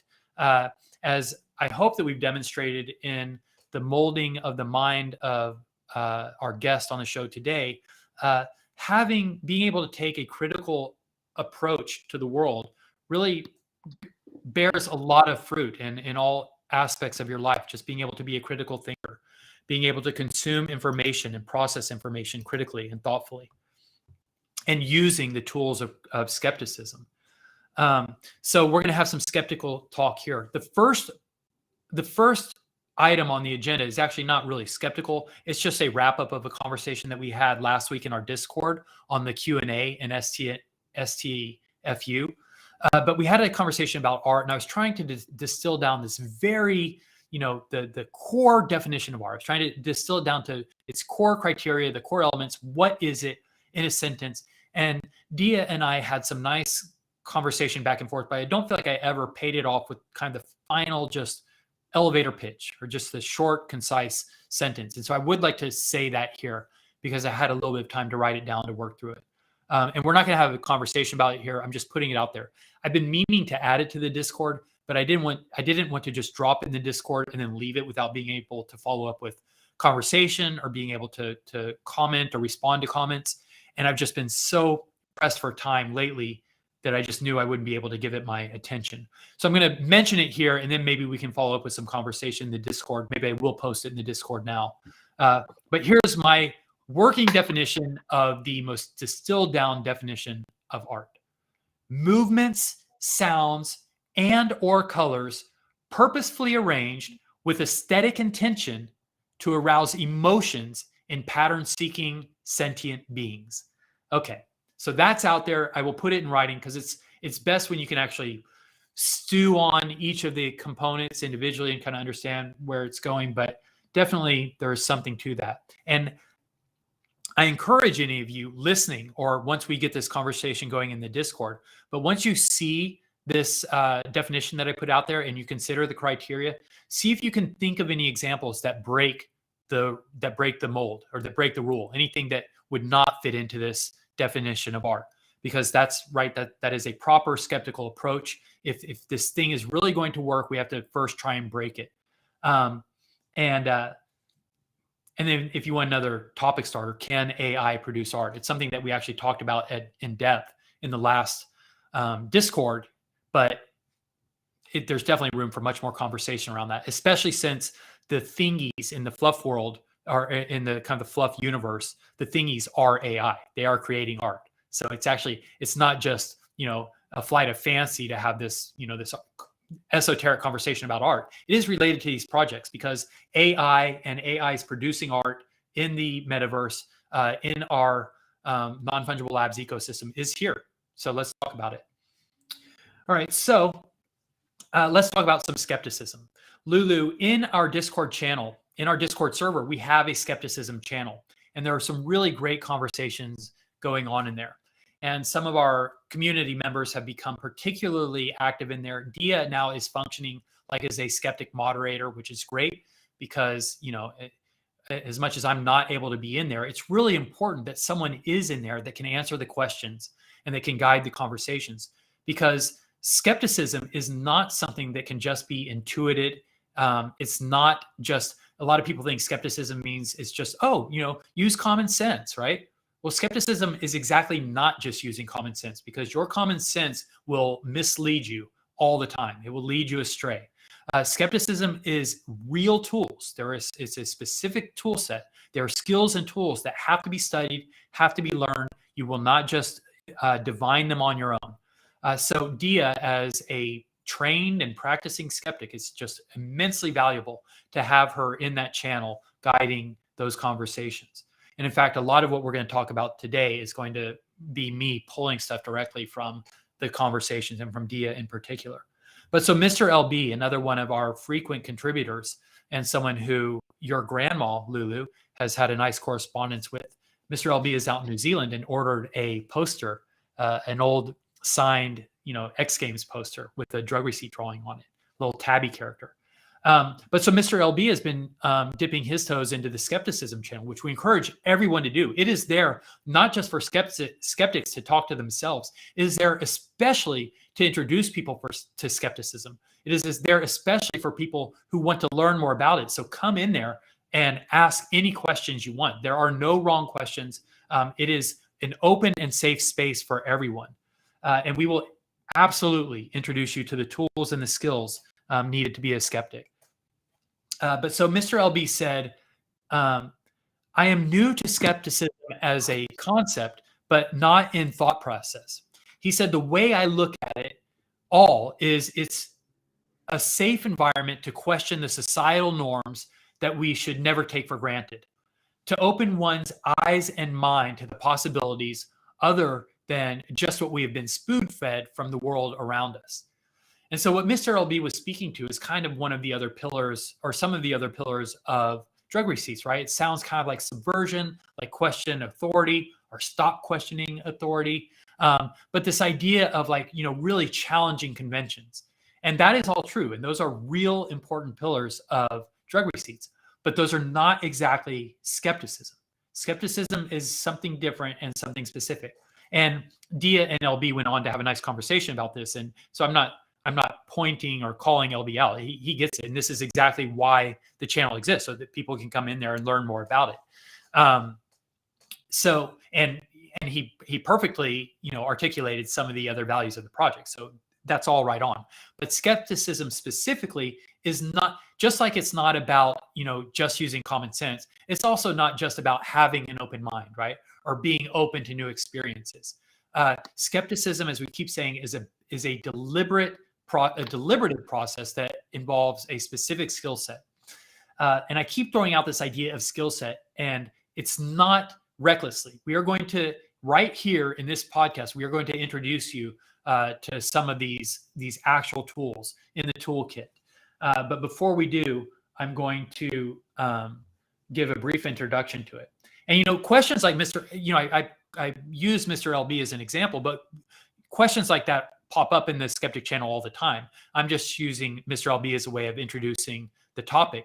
But, also something when people come in and they find out that there's a Skeptic channel, they'll say, oh, so are you skeptical about vaccines, right? Again, that's another way that people commonly misunderstand what skepticism is. Because we all know what it means to be skeptical. It's like, oh, I doubt that, you're skeptical of something.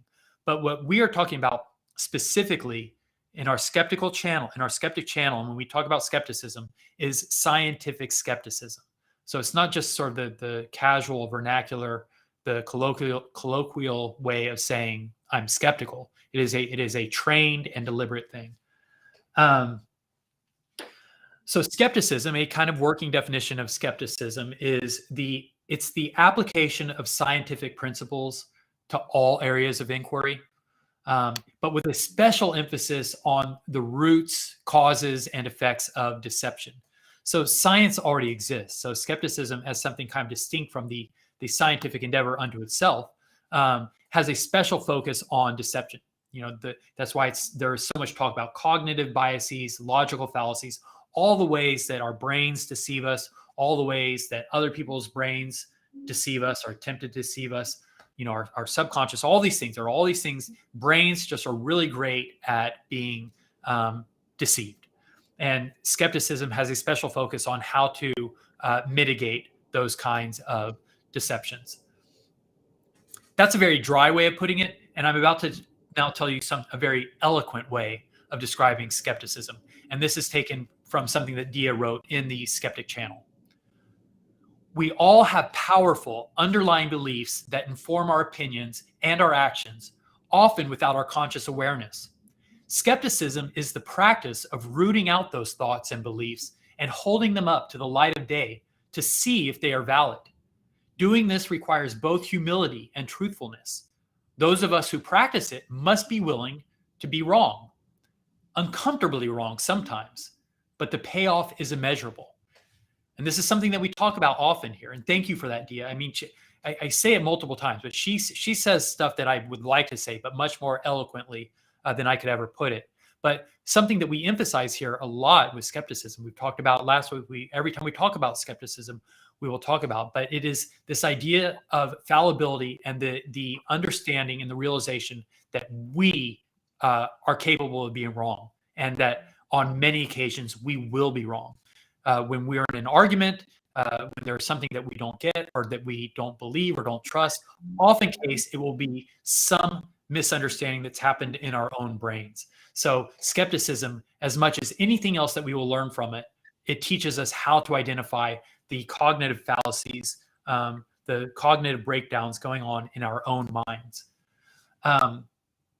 So one of the ways, Dia mentioned this in the Discord, that, for a lot of people, their first introduction to skepticism, maybe not so much anymore because there's a lot of different channels out there and avenues to find it. But for people, of my generation, Carl Sagan was an early popularizer of science and one of the early and most prominent, communicators of science to a broad audience. And he was a skeptic and an advocate of skepticism and wrote an entire book dedicated to it called The Demon Haunted World. The subheading was Science is a Candle in the Dark. And I'm covered in tattoos, by the way. And all of them are science and skeptic related. Little self-indulgent plug here, but this entire project is self-indulgent, so why stop there? But I have a much neglected website, nestled away, tucked away somewhere in the online universe, but it's called Skeptic Tattoos. And I write about the tattoos. I write about the meaning behind them. The idea was, there's a lot of great tattoo flash imagery out there, but most of the cool, most profound, meaningful stuff is related to religious iconography, praying hands, the cross, images of religious figures. And I wanted to get meaningful tattoos also, but meaningful to me. And I just happen to not be religious. So I set out to create kind of a skeptical or scientific iconography. And that's what the Skeptics Tattoos Enterprise is. But anyway, so I have several Carl Sagan related tattoos, including, see if I can do this. Can you see that? Science is a Candle in the Dark. And it says, some of you following the NFT project will see that this is familiar. This is the little tray that the characters carry the candle in, and it says E-Cree. So that's one of the traits that's in our collection.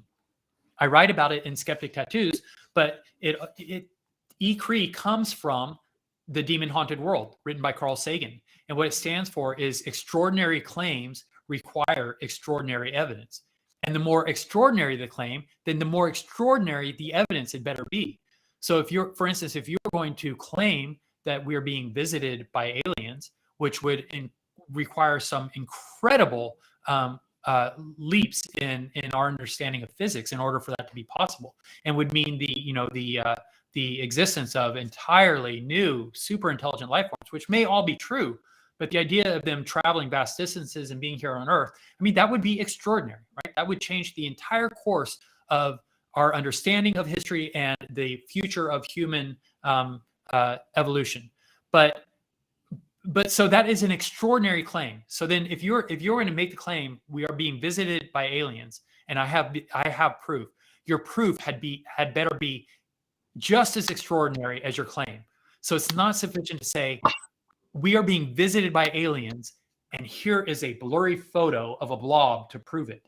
That evidence just does not match the claim. So that's just to explain that idea of ECRE a little bit.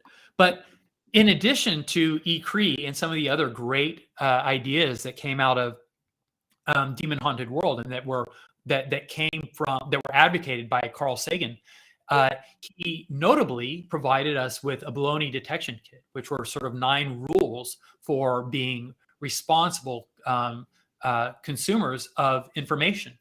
And Dia provided the 9 rules or the 9 tools in the baloney detection kit on the Discord channel.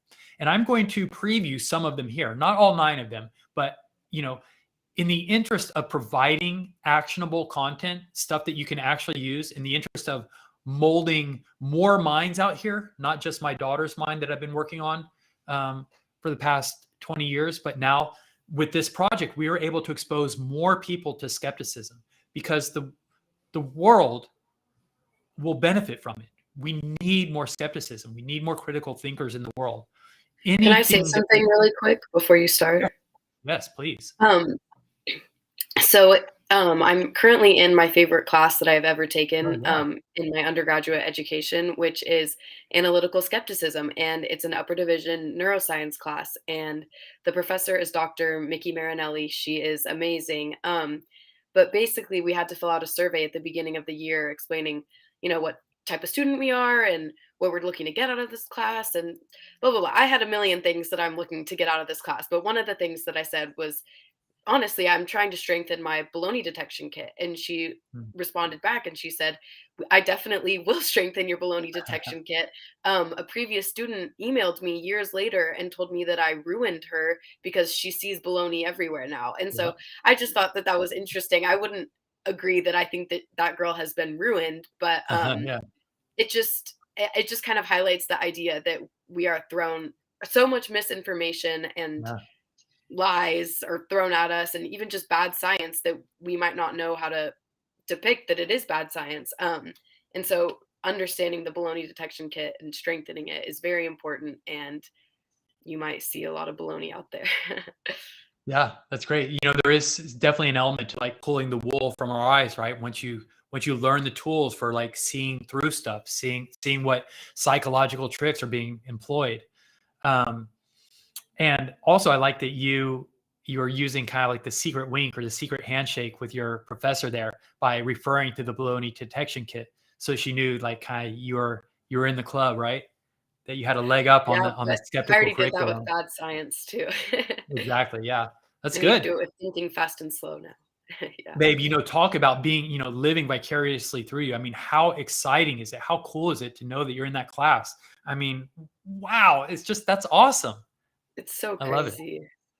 Yeah. So let's bring some more into the fold here. Let's bring them into the secret handshake and tell you guys some of the tools from the baloney detection toolkit that Carl Sagan provided.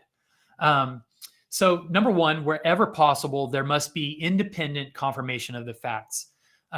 So when if something is being asserted, let's look for ways to confirm it. Are there other independent sources that have also verified the same? Now, when Carl Sagan wrote this, the internet didn't exist and social media didn't exist. So there's actually a really a cautionary tale that has to go along with this. Not a cautionary tale, but a word of caution. And that is, it is very easy to find confirming evidence now.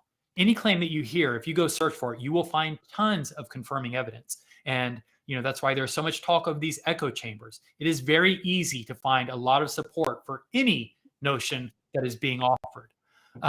So while yes, look for independent sources to verify claims, there are other sort of qualifications that go along with that. Make sure that you're also vetting the sources. What is the quality of the sources? And make sure, this is something that we will get to later in the toolkit, but almost more important than verifying a claim or finding supporting evidence is the idea of falsifiability. You've got to look for disconfirming evidence. Look for critiques of whatever is being offered, because that will be probably more useful than confirming something which will be easy to find support for. Now, I think that that's clear. So another toolkit, another tool here. Arguments from authority carry very little weight. Authorities are capable of making mistakes. They've done it in the past. They'll do it again in the future. Perhaps a better way of saying this is that in science, there are no authorities. At most, there are experts. So, a person's a person's credibility, the weight that they bear, the weight that they bring to bear on any claim is tied to their expertise in the field and ultimately whatever their sources are. It is not enough just to be credentialed, right? It's not enough just to say, well, so-and-so is a doctor, or so-and-so is a pilot in the Air Force or an Army general. All those things, and these are tricks that are often employed, right? If you have a dubious or a controversial claim, like maybe you were saying that vaccines are ineffective, is very common to say, well, so-and-so, we have Dr. so-and-so here saying that, vaccines are dangerous or that they don't work. And the idea is that we all trust and respect doctors. So this must be some kind of a credible claim. There must be credible evidence here. But authority alone is not enough to judge the merit of a claim. So arguments from authority carry very little weight. Look for the sources, look for the actual data, and look for expertise more than credentials. Try not to get overly attached to a hypothesis just because it's yours.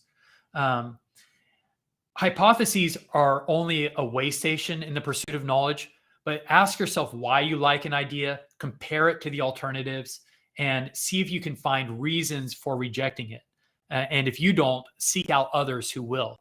Again, this goes back to kind of the idea of don't look for just for confirming evidence, right? Challenge yourself. Just like when I presented the argument for art, what I think is a good definition for art, I don't want to hear who agrees with it. I want to know how I'm wrong. Look for ways to break it.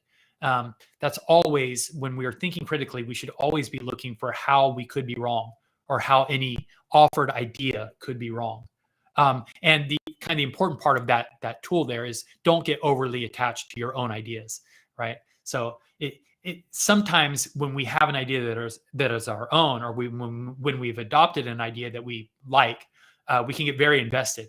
And all these little psychological tricks that our brain will play on us is very good at shielding us from disconfirming information.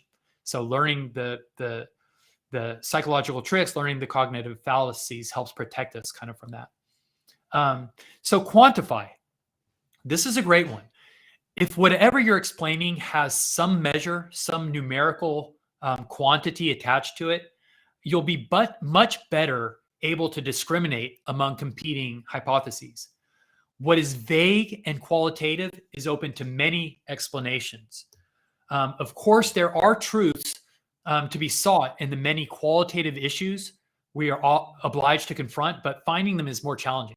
So this is exactly, Brooke last week when we were having our Discord asked about vaccine mandates, I think. And we were kind of looking for, and this is something that's come up in the Discord a few times. And people ask, is there sort of like a skeptical approach to finding a reasonable or a reasoned solution to these things?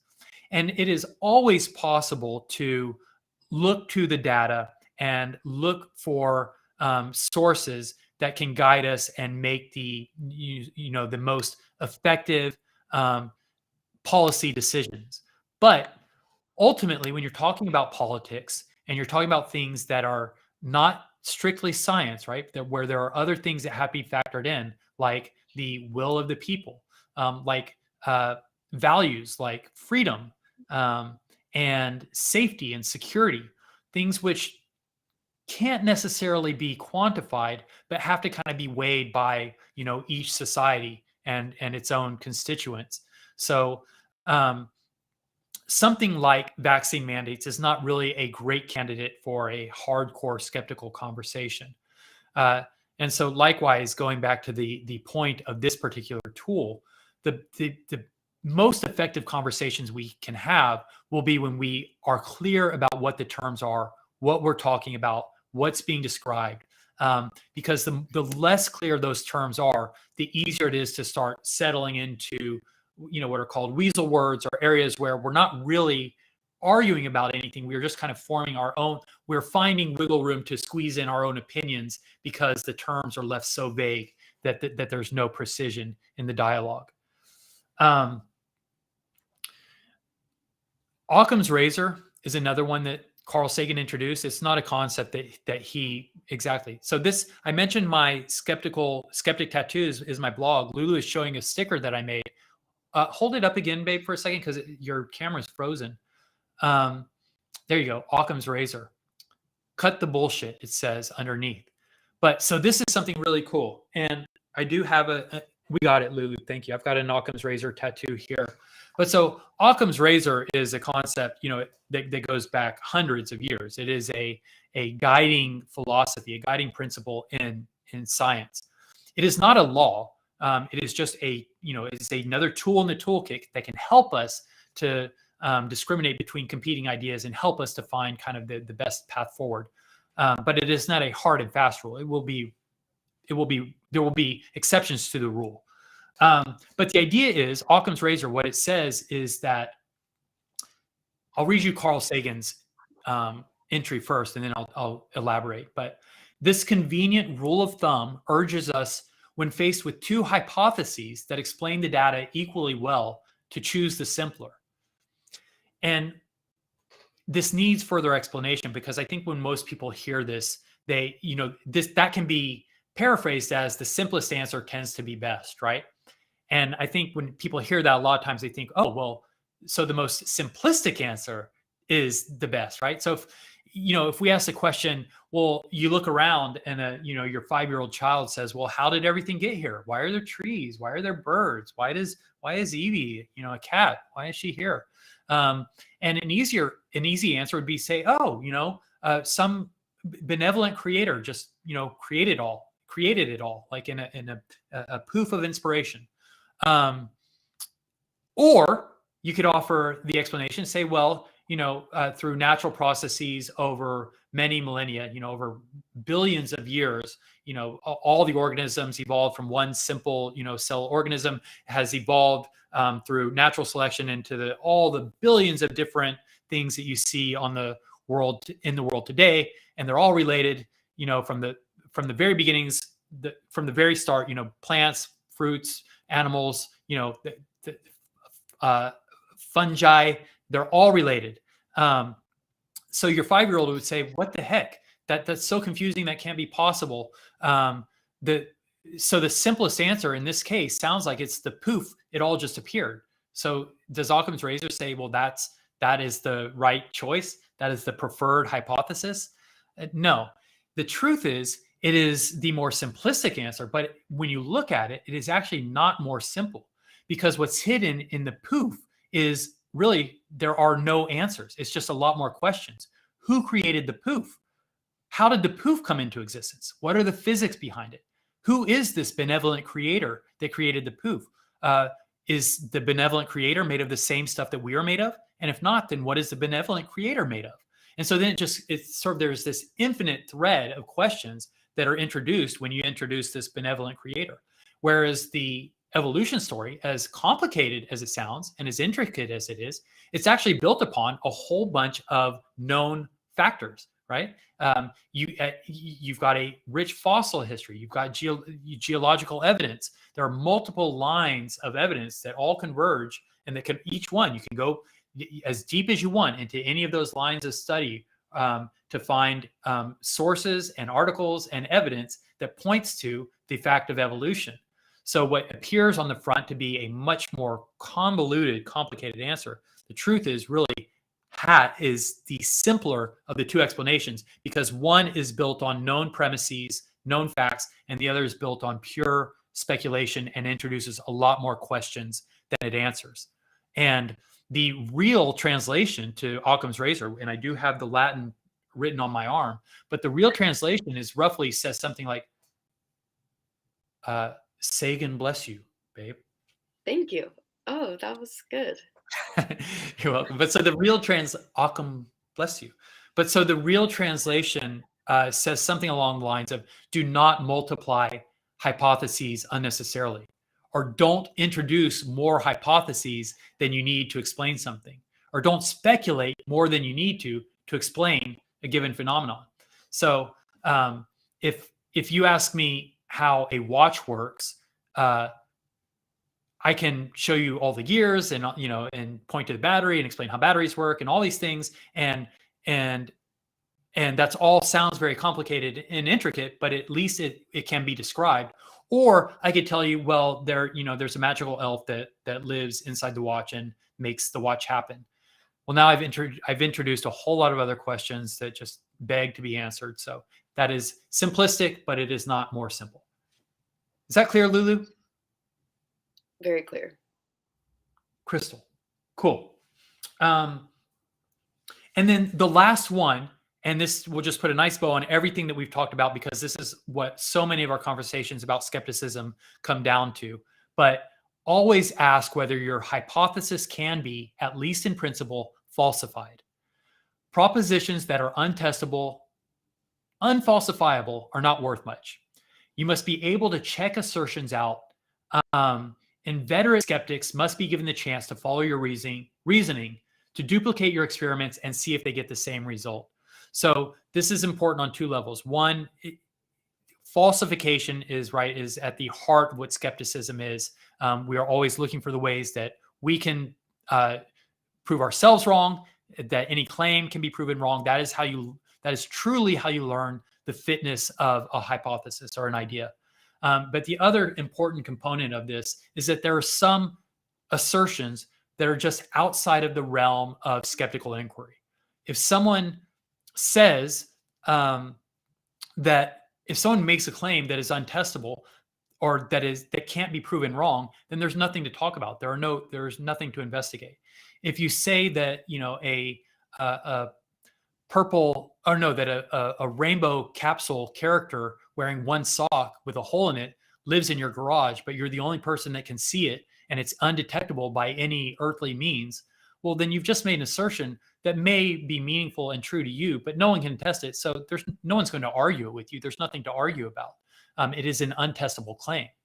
But if you say that it's in there and I've seen it with my own eyes and it knocks the books over in the garage, well, there's some testable claims in there. If it's something that can be seen, if it's something that can interact with the environment, we might be able to test those things. But that's the difference between a testable claim and an untestable claim. And the capsule with one sock with a hole in it in the garage could be a metaphor for religion, right? And I want to be very careful here to say that skepticism comes with no preset set of ideals or beliefs. Skepticism is a process. It is all about the process. These tools that we're providing here are to be used to employ whenever you are confronting new claims or controversial claims or extraordinary claims. And even to, as the student in Lulu's class said, to pull the wool from your eyes and expose to a world where they're untestable or poorly conceived assertions being made all the time. But the claims which are not testable or which are not falsifiable, although there may be no good evidence to support them, it doesn't mean that there aren't good reasons to hold them. So there are plenty of good reasons for people to believe in God or gods or to be religious. I happen to not believe in a god or gods. I happen to have adopted a skeptical worldview, which is it is an evidence-based worldview, and I've not seen good evidence to be religious or I've not seen any good evidence for any gods. But that doesn't mean that are not good reasons, or that other people might not have their own good reasons to believe in God or to be religious. I've been pointing to a lot of tattoos here. One that I have on my arm that is kind of special to me right here, a pair of glasses with the letters MG on it. The MG is for Martin Gardner. And Martin Gardner had distinctive glasses that he always wore. He's no longer with us, but he was one of the founding figures of scientific skepticism. He wrote books actually that even predated Carl Sagan's. He wrote one of the first early popular books of skepticism. But Martin Gardner was raised in a religious household, and those those neural networks were forged deep lines in his brain, and he never stopped believing in God, even long after he became a skeptic, and he knew that there was no evidence for it, and that there was no good reason to believe it. It was still always remained meaningful to him. He got something from it. It fulfilled him in some way. And so he never made any claims about his personal relationship with God, about how it impacted reality. He never made claims about, the reality of his personal conviction. But he did maintain that belief to his dying day. And I think that is important to point out, that people are entitled to their personal convictions, their personal beliefs, and that skepticism has no opinion on it until you start making claims about reality. And at that point, you have to have, if you expect to be tolerated or accepted in skeptical conversations, you just better be able to be prepared to provide some evidence for it. So there you go. That's a nice, pretty deep dive on Skepticism 101, an introduction to it. This has been a pretty long conversation, but I think pretty fruitful. We've dropped some good alpha. Lulu, thank you so much for being a part of this. So happy to be here and to hear you speak. I love everything you have to say. Thank you. And you're completely unbiased in that regard. I can always count on calling my mom after these things and finding out that I did a really great job. So as far as I know, I am crushing it on these podcasts, but I will keep my focus group very limited in that respect. In that way, I do not want the wool pulled from my eyes. Yeah, but yeah, babe, what's that? Who are your sources? Me and your mom. Exactly. Right. I'm not going to vet my sources too critically here. Uh-huh. But baby, I'm glad that you were here. I love being able to talk about skepticism and share it with you. I'm glad that you were here for these conversations. And I really appreciate the voice and the insight that you added to this conversation. I think it was really interesting. Thanks to all of you for being along for this. Remember, every other week we will do a Stop Questioning Everything podcast. So not next Thursday, but the Thursday after that, we will have our next installment. But in the weeks in between, we will still be providing content to you. You can join us on Discord, the Drug Receipts Discord. There is a link to it on our website, drugreceipts.com. We encourage you to join us there to continue the conversation. And the conversation never ends. We are going 24 hours a day on our Discord server. So join us in there if you're not already. Join the Drug Receipts Discord. Get in on these conversations about skepticism, about art, about the NFT release. And subscribe. We are now available on all the podcast subscription services. If you're listening, thank you for joining in. If you have not seen this yet, go ahead and check out and subscribe to the YouTube podcast so you can see all the content. Follow us on our social channels. And guys, we will look forward to seeing all of you in our next installment. Thank you so much for being a part of this podcast and being a part of Drug Receipts. My name is Arlo Eisenberg, and we will talk to you next time. Bye.